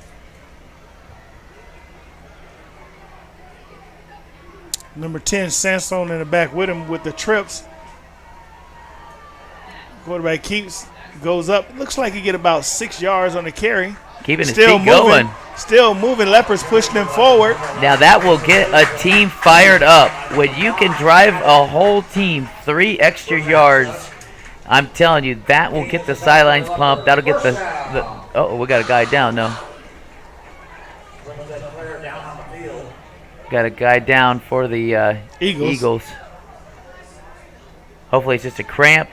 Nothing more serious than that. That's usually that's what that means. Oh, calf cramp. And that's number 6. He's been for the Eagles. Yeah, that's Xavier Harris. He's been playing all game for him. Yeah.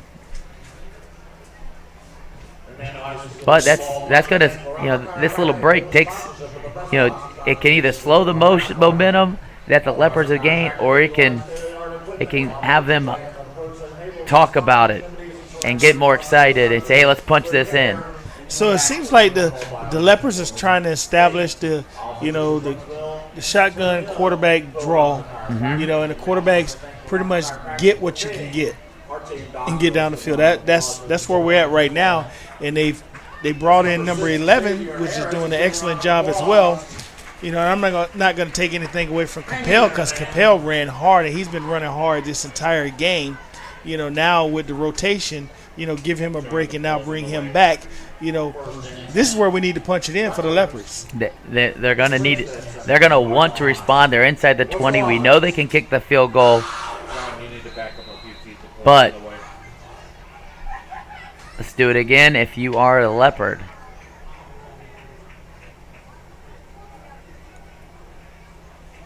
I see a flag, but he did run, and he just kept bouncing off.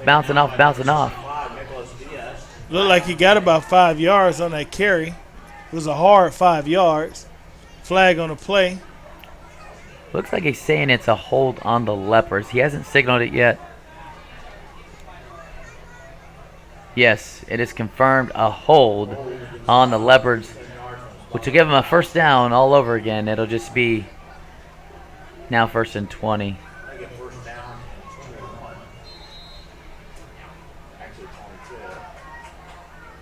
But we're about the 5-minute mark here in the third quarter.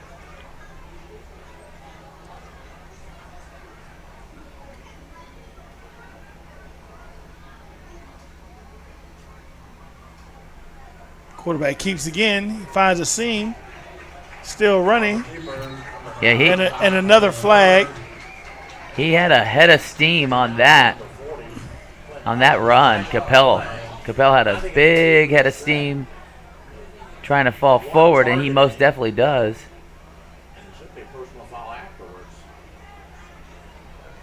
But there is another flag on the play.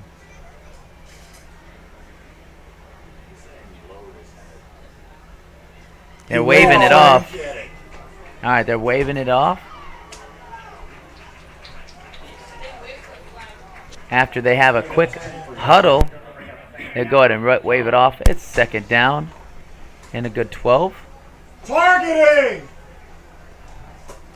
Leopards still have good field position. They are still, close to the end zone.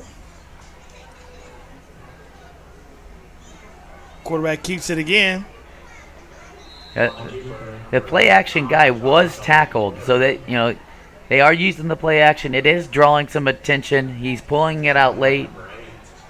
Only able to pick up a yard. But see, right now, this is where, all right, you've had the quarterback hitting the hole multiple times. This time, hike it to the quarterback, let him roll, and have a tight end or someone dragging with him, because those linebackers are coming up and dump it over their head, and it's wide open. And those are high percentage passes as well.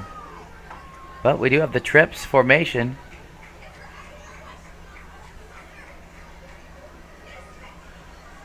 Pass formation. Quarterback looks to pass. He puts the ball in the air and too far. Too far.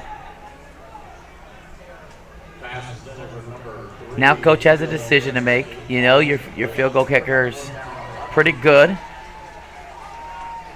And it looks like he are going to kick the ball with Jesse Folks trying to go 2 for 2.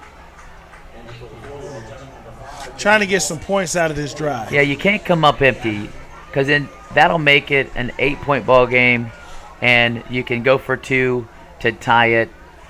So points are important. Now, is Folks a soccer player, or he's just true kicker? Yeah, no, he plays soccer as well, but he's really good at kicking this ball. False start on the offense. Now, 5 yards. 5 yards. You're usually at, that's a 34-yarder. Now it's a 39-yarder.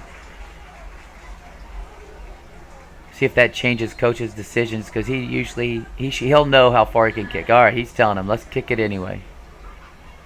So he's having confidence in his kicker tonight. Springstead, you can see Springstead's edge rushers lining up. Got number 12 coming in hot. It's going to be short. It might have been tipped. But it is short. And Springstead will take the ball right there. So they still have a long ways to go, the Eagles. And the Leopards hurt themselves with that penalty, which brought them back. Well, we talked about the penalties, pregame, and how important it is to clean those up. And now it's going to be back in the hands of the defense to see if the defense can stop. Now, last time Springstead was backed up back here, they had a one-hitter quitter. They did. And he took it all the way to the house. Quarterback throws screen pass number 1. He makes a move. He's still moving. He gets the first down. That's Gargillo again on the big catch. Check this instant replay from the recovery room. Number 1 just steps up, makes a target, catches the ball, gets upfield, makes the first guy miss, and drags a couple more for the first down. Well done, Mr. Gargilio.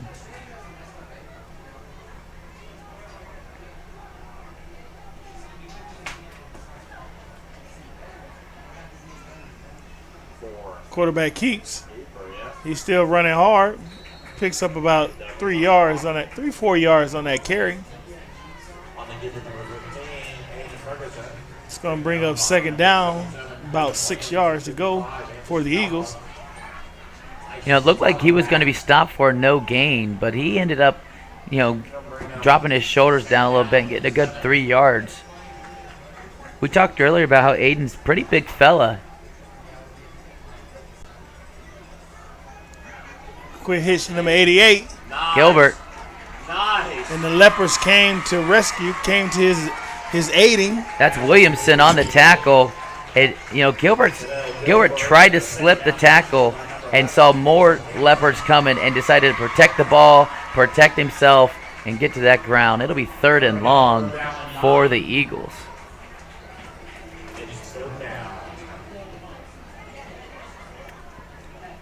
Good tackle by Mr. Williamson, who's showing it on offense and defense. Inside to make some sound. Let's get loud because we're proud. Are they going to Gilbert, number 88? Are they going to 1, Gargilio? Number 4, Macazio? Quarterback draws back. Screen Play to to number 12. 12. That's Davis. That's Tyree Davis. Ooh, big hit. He was trying to get to that outside. Yeah, that's a big hit by the Leopards defense. That was DJ Jackson on that powerful hit. And he's going to force another punt by the Eagles. So again, the Leopards stood tall.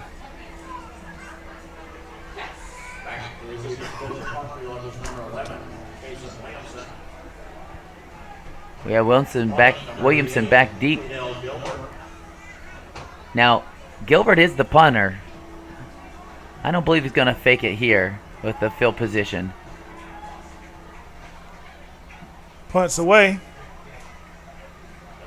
Just get away. Let it go out of bounds. Start the ball on the 29-yard line for the Leopards. Neither defense really wants to give. I know we got 21 points up, but we've seen a defensive touchdown. We've seen two one-play drives. This has been a strong defensive game today. The Eagles come in undefeated, but the Leopard defense, has really, been stopping them. And keep in mind, the defense has been on the field quite a bit. They've gotten the offense in great field position. But the Leopards' offense has still yet to punch it in, for a touchdown. And they've got some first downs, which we want them to do.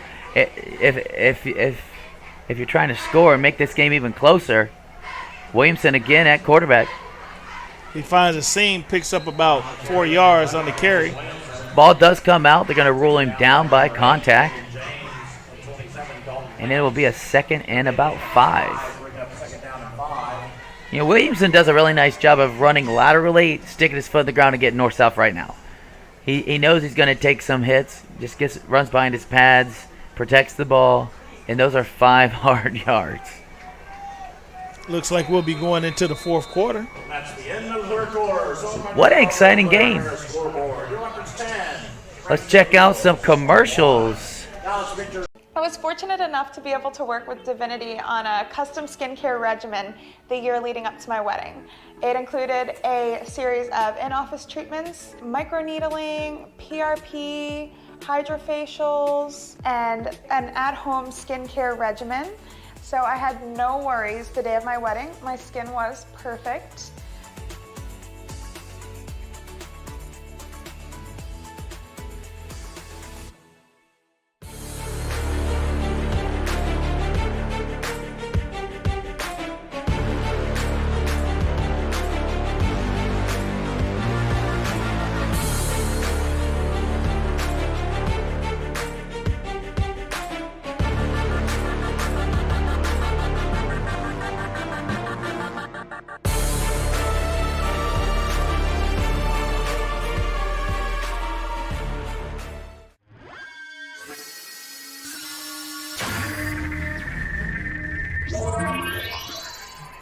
Alpha Petri. Monica Gutierrez. Quarterback keeps. Looks like he takes it up the middle. Looks like he got enough for a first down. That's the first play of the fourth quarter. You know, but Capel's been running hard, you know, trying to spark this offense. Zach Zimmerman. Oh, they're going to call him short. They're going to make him get that extra 3 inches, it appears. So 3rd and short. They're going back to the gun.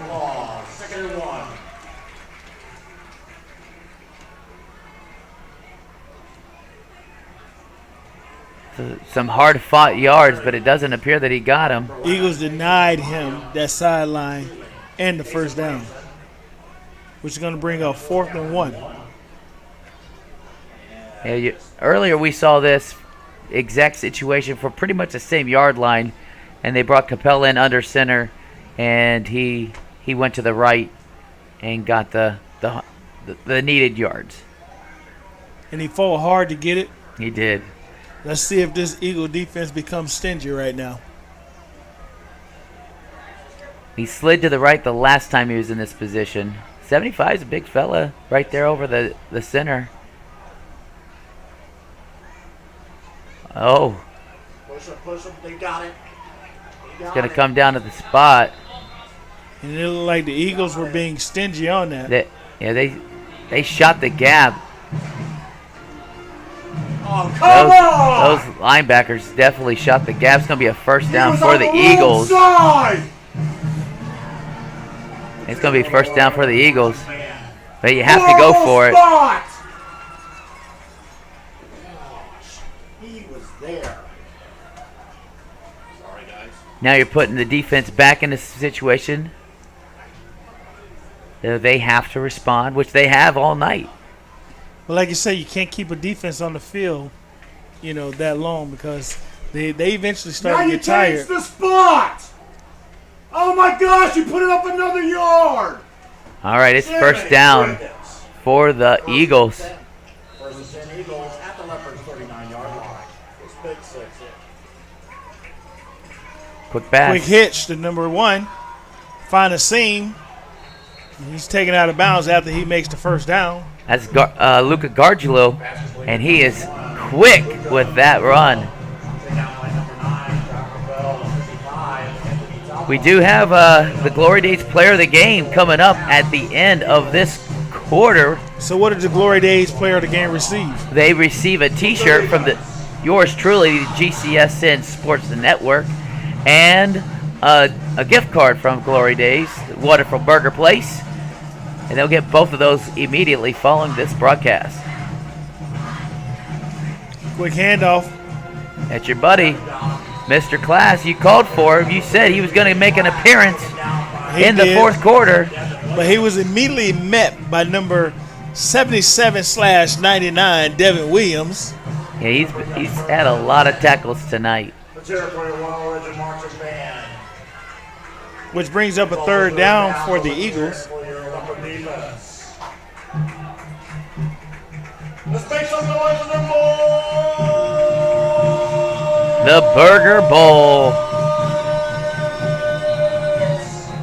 Leopards call a timeout. Oh yeah, their head coach is talking to the referees, communicating some frustration.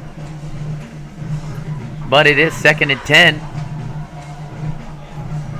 Hats off to both defenses today who've really brought their best game. I'm telling you, we've had people fighting for blocks, fighting for tackles.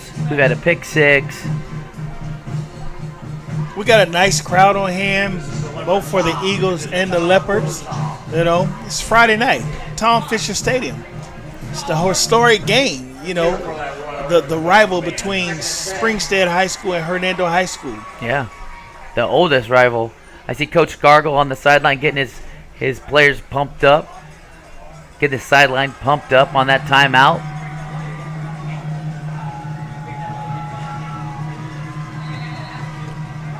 So the Eagles come out with 2 receivers to the left, single receiver on the right side. Quick handoff to number 4. He's up the middle. It's Macasio right up the gut, dragged down by his jersey near the first down marker, but he will be short. That was number 55, Talpa. Anthony Talpa, grabbing that shirt and holding him down.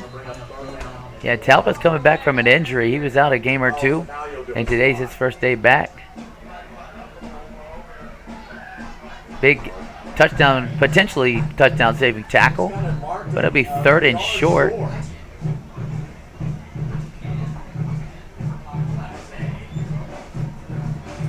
They are going to measure.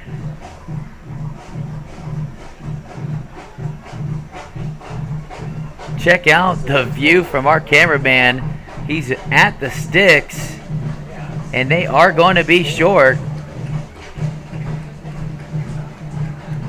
They are short.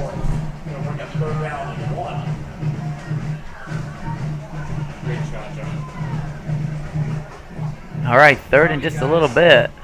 Is there anybody making an announcement for a car to move and blocking people in on the side? Where are they blocking them?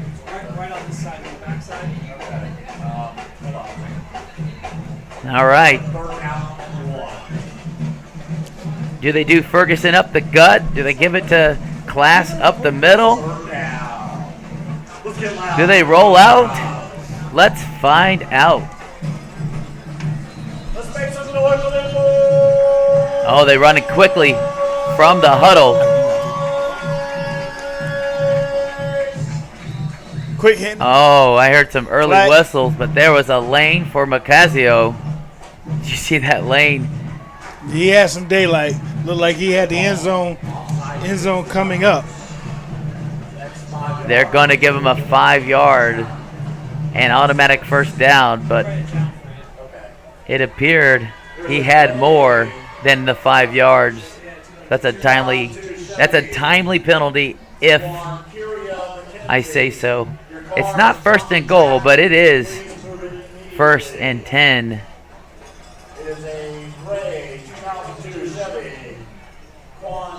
They're pretty much the same exact play to Macasio right up the gut. A good 4-yard gain for the Eagles, but they are more importantly controlling the clock this late in the 4th quarter here.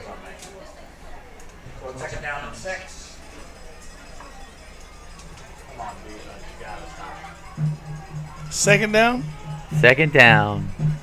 Hand off to number 4. 43.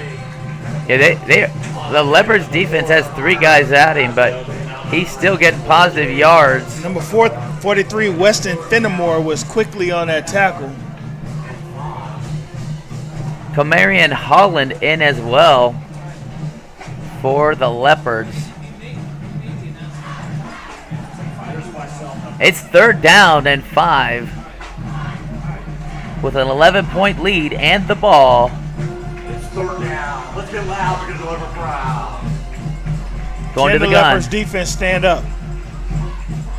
Oh, quick screen pass to number 11. Yeah. Martez Archibald. Yeah, Anthony Talpa tipped that ball at the line of scrimmage, making it tough to be caught. And he had some daylight had he caught that ball. Yeah, the flats were open, but it looks like they're going to go for 3 here and make it a 14-point lead. So I still got to give credit to this Leopard defense. I mean, you're stopping this high-power offense, multiple times. Even though the offense is not punching it in, the defense has been standing tall. Well, yeah, because they had a short field, and kick is good. They came out with 3 on that. That's a win for the Leopards, and it's a win for the Eagles because they took off 3 minutes off the clock in the 4th quarter, added 3 points. They're up by 2 scores, but it doesn't put the game out of reach, which a touchdown would have done. Correct. So they're doing an excellent job on defense for the Leopards. They're not out of it. They just got to find that spark. Maybe special teams or defense will help with that. Well, this is the 3rd time we've seen the Leopards, and the 3rd time we've seen the Eagles, and it's by far the best defensive effort we've seen from the Leopards, who are trying to figure things out. So it seemed like both teams, when they go to the kickoff, have been pooch kicks. Do you think we'll get a deep one? I doubt they're going to kick it back deep. Usually you put your fastest, most athletic guy back deep, and they're pretty much happy to get it to an up back. The Leopards been lucky with having great special team play and great defensive plays. You know what? Kick it deep. Let's see what can happen. It could be a run back. I'd like a deep kick, but it is a short kick. Because I want to see one taken to the house on special teams. We don't see that as much as you used to, pretty much at all levels. But Williamson was back deep, and he was eager to catch it. It just didn't come his way, but it is first down. Because I believe last time we watched the Leopards here at Tom Fisher Stadiums, Ackers was back deep, and every time he got that ball, that young man was fighting for some yards. He was trying to break tackles. He was trying to break gang tackles. We even seen times to where he was dragging a host of players, and never went down before the referees blew the whistle. Yeah, he definitely returned hard. Ooh. Looks like we got a sack. Capel was trying to look downfield to try to find a receiver, but these Eagles are being stingy in the secondary.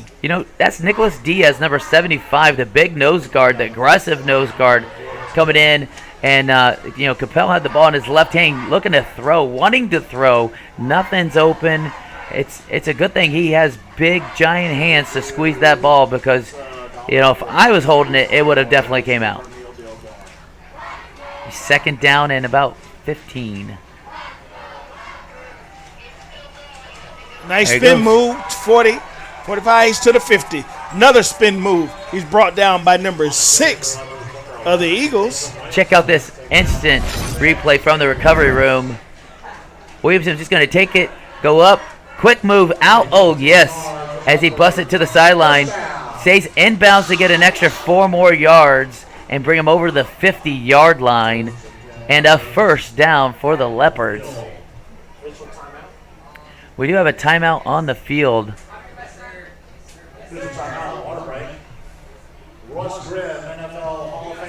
Great run for the Leopards. Let's check out some commercials from our sponsors.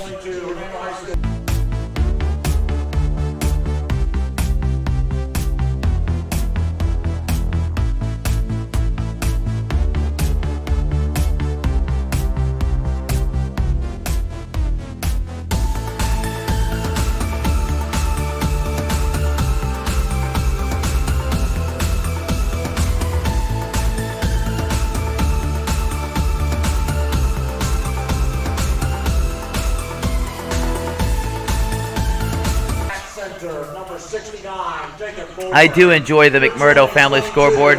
Keep us up to date with all the local area scores. Capel's going to keep it right. He's going to keep going. Hard. He's still running hard. He is definitely given his all tonight. He's going to need the recovery room. He is going to have bruises all over.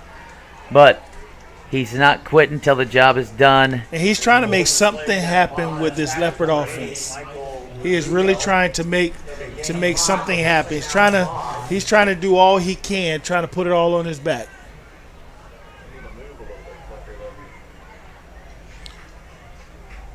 All right, we got 2nd and 5.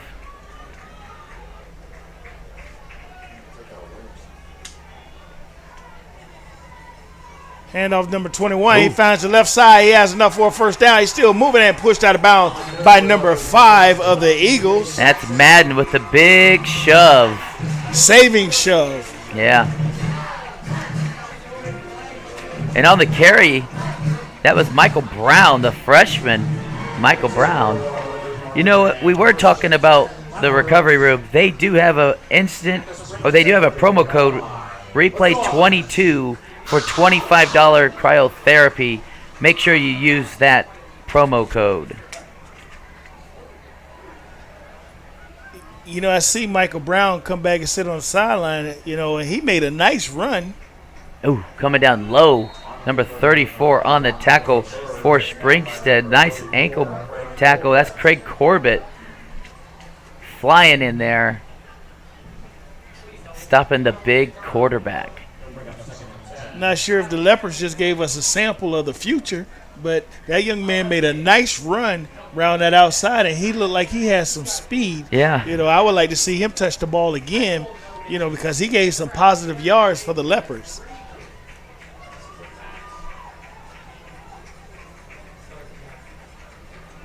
Second down and 10. Ball's in the air. Oh! Oh! Come on! Check out the replay. Check out the replay. Capel looks at his receiver. Two times! Steps and throws. Hits him up top. And the referee looked for the flag but did not toss it.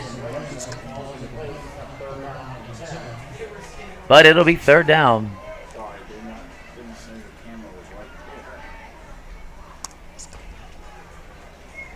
Third down. So it brings up 3rd and 10 for the Leopards. Shotgun formation. Capel looks to go to air again, but he's immediately sacked. That's Madden again. That's Madden's 3rd sack on the evening to go with another 5 or 6 tackles. He's going to bring up 4th down, and the clock is ticking. Now there's 4 minutes to go in the game. If you punt it, it's going to be tough. But we are looking for that Glory Days player of the game. With 4 minutes to go, we have several people vying for their T-shirt and gift certificate. I thought we might see a fake. It's a high punt with a nice bounce for the Leopards. Taking them all the way back to, looks like, the 6-7 yard line. They're going to try to pin him deep, win some field position, and force a score. The Eagles are going to try to hold on to this ball and hold on to this game with a 2-touchdown lead. So Dave, we're gonna have our hands full because we through the American League. Had some good players, and we have had several guys contribute with a tackle, sacks, interception, touchdowns. I'd say within a year, I had 100% disability.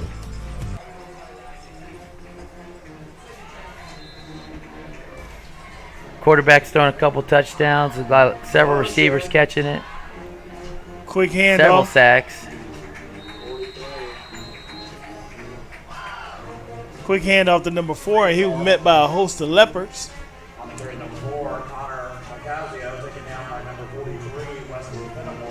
Macazio on the carry for the Eagles, and a host of Leopards on the tackle. They're going to take their time in this huddle.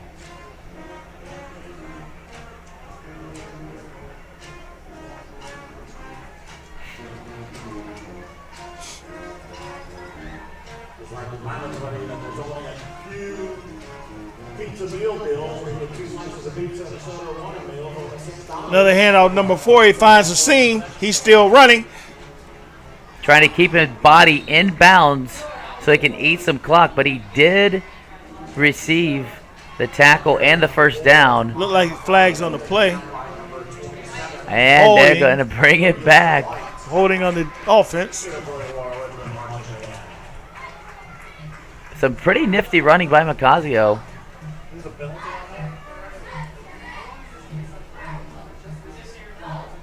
But the holding will negate the positive yards and the first down and will bring them back closer to the goal line. The wrong goal line if you're an Eagles fan. But the clock still did move. And it's 2 minutes and 52 seconds to go in this ball game. So today we had some great action, both on offense and defense for both teams. We had some nice special team play. We seen a pick 6. We seen some nice breakaway runs that, for touchdowns. We seen a beautiful pass and catch.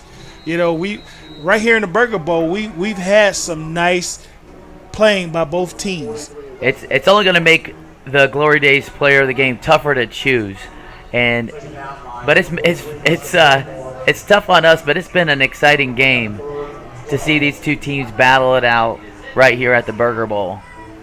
And then it's also special, to be here to witness Glory Days, being a part of the community by, giving out scholarships to players. Then, the Glory Days player of the game, with their hands just in the community, we hope that they just keep it up. Yeah, well, I know I appreciate them. I know this community appreciates them. But we do have a timeout with 2:21 to go and a 3rd and 12. And if they can force a 4th down punt with a potential block onside, like there's still potential. But, in the NFL you'll see they have the percentage of the winning and the loss. You'll see that. And it's tough. A lot of things have to work in your way.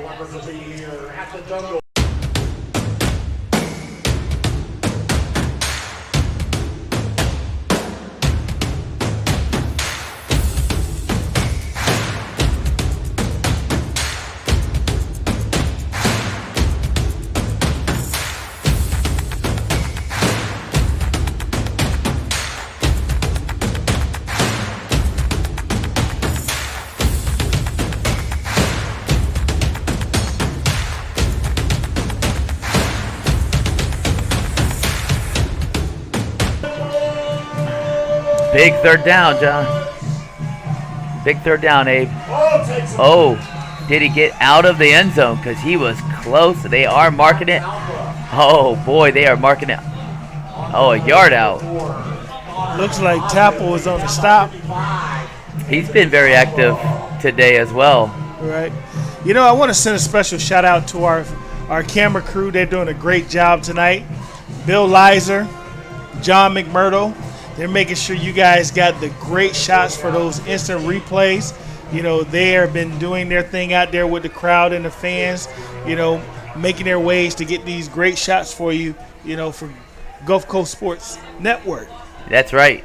We are lucky to have them. Smash us a like and a subscribe for those guys and their hard work as well. Getting you, is it 4th down? It is 4th down. It is 4th down. So if you're at home, watching the game on your TV as you relax here on this Friday night, and we're out here at Tom Fisher Stadium bringing it to you live to your living room, send Gulf Coast Sports Network a like, a share, tell a friend, tell a relative somewhere. Let them know. Let them see what we're doing for the community, the kids here. It's a nonprofit organization, We're trying to do the best we can for you guys, and send some comments. Let us know what you think. Let us know, how you feel. While you get to sit home and watch this game, and it's gonna go down to the wire. This is the Burger Bowl right here at Tom Fisher Stadium. It's Friday night. It's fall weather. It's great atmosphere. The fans are here on both sides. Showing love for both teams. Yeah, we get to showcase some really amazing talent in our area and nearby areas. It's something we enjoy doing, that's for sure. Great punt. Oh, great catch. He's got some room. Ball. He did get hit on the ball. It looks like the Leopards did recover, but they did not. They recovered. Number 3, PJ Class on the fumble recovery. With 1:17 to go in the ball game. Gilbert, the punter on that, had to get that ball out quick because the Leopards were coming. Tackle right on the ball, popping it out. And signaled Eagles ball. 1st and 10. A simple kneel could end the game. But it looks like they're going to go in the gun. Quick handoff. Macazio. Tick-tock with 1:08 and running.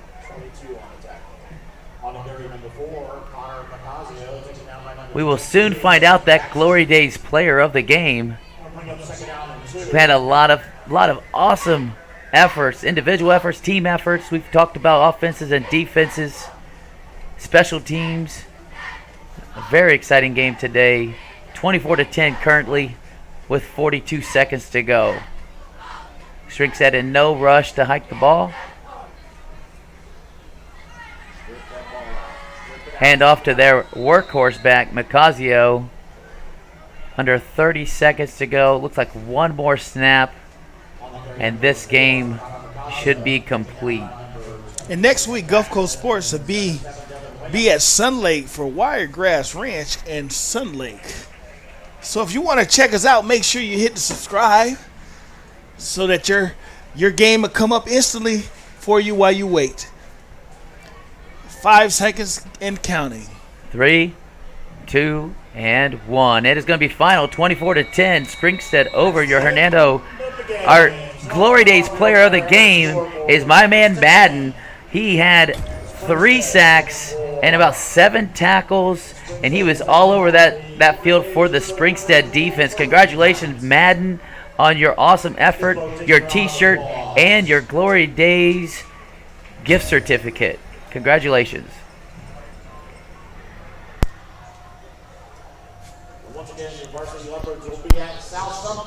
Great job on the call tonight, boys. Don't forget to like and subscribe. Follow us on Facebook and Twitter. You can find us at GCSN Broadcasts. For Abe Dowdell, Dave Barrett, Wild Bill Lizer, and John McMurdo, I'm Will Wilkie, and we'll see you next time.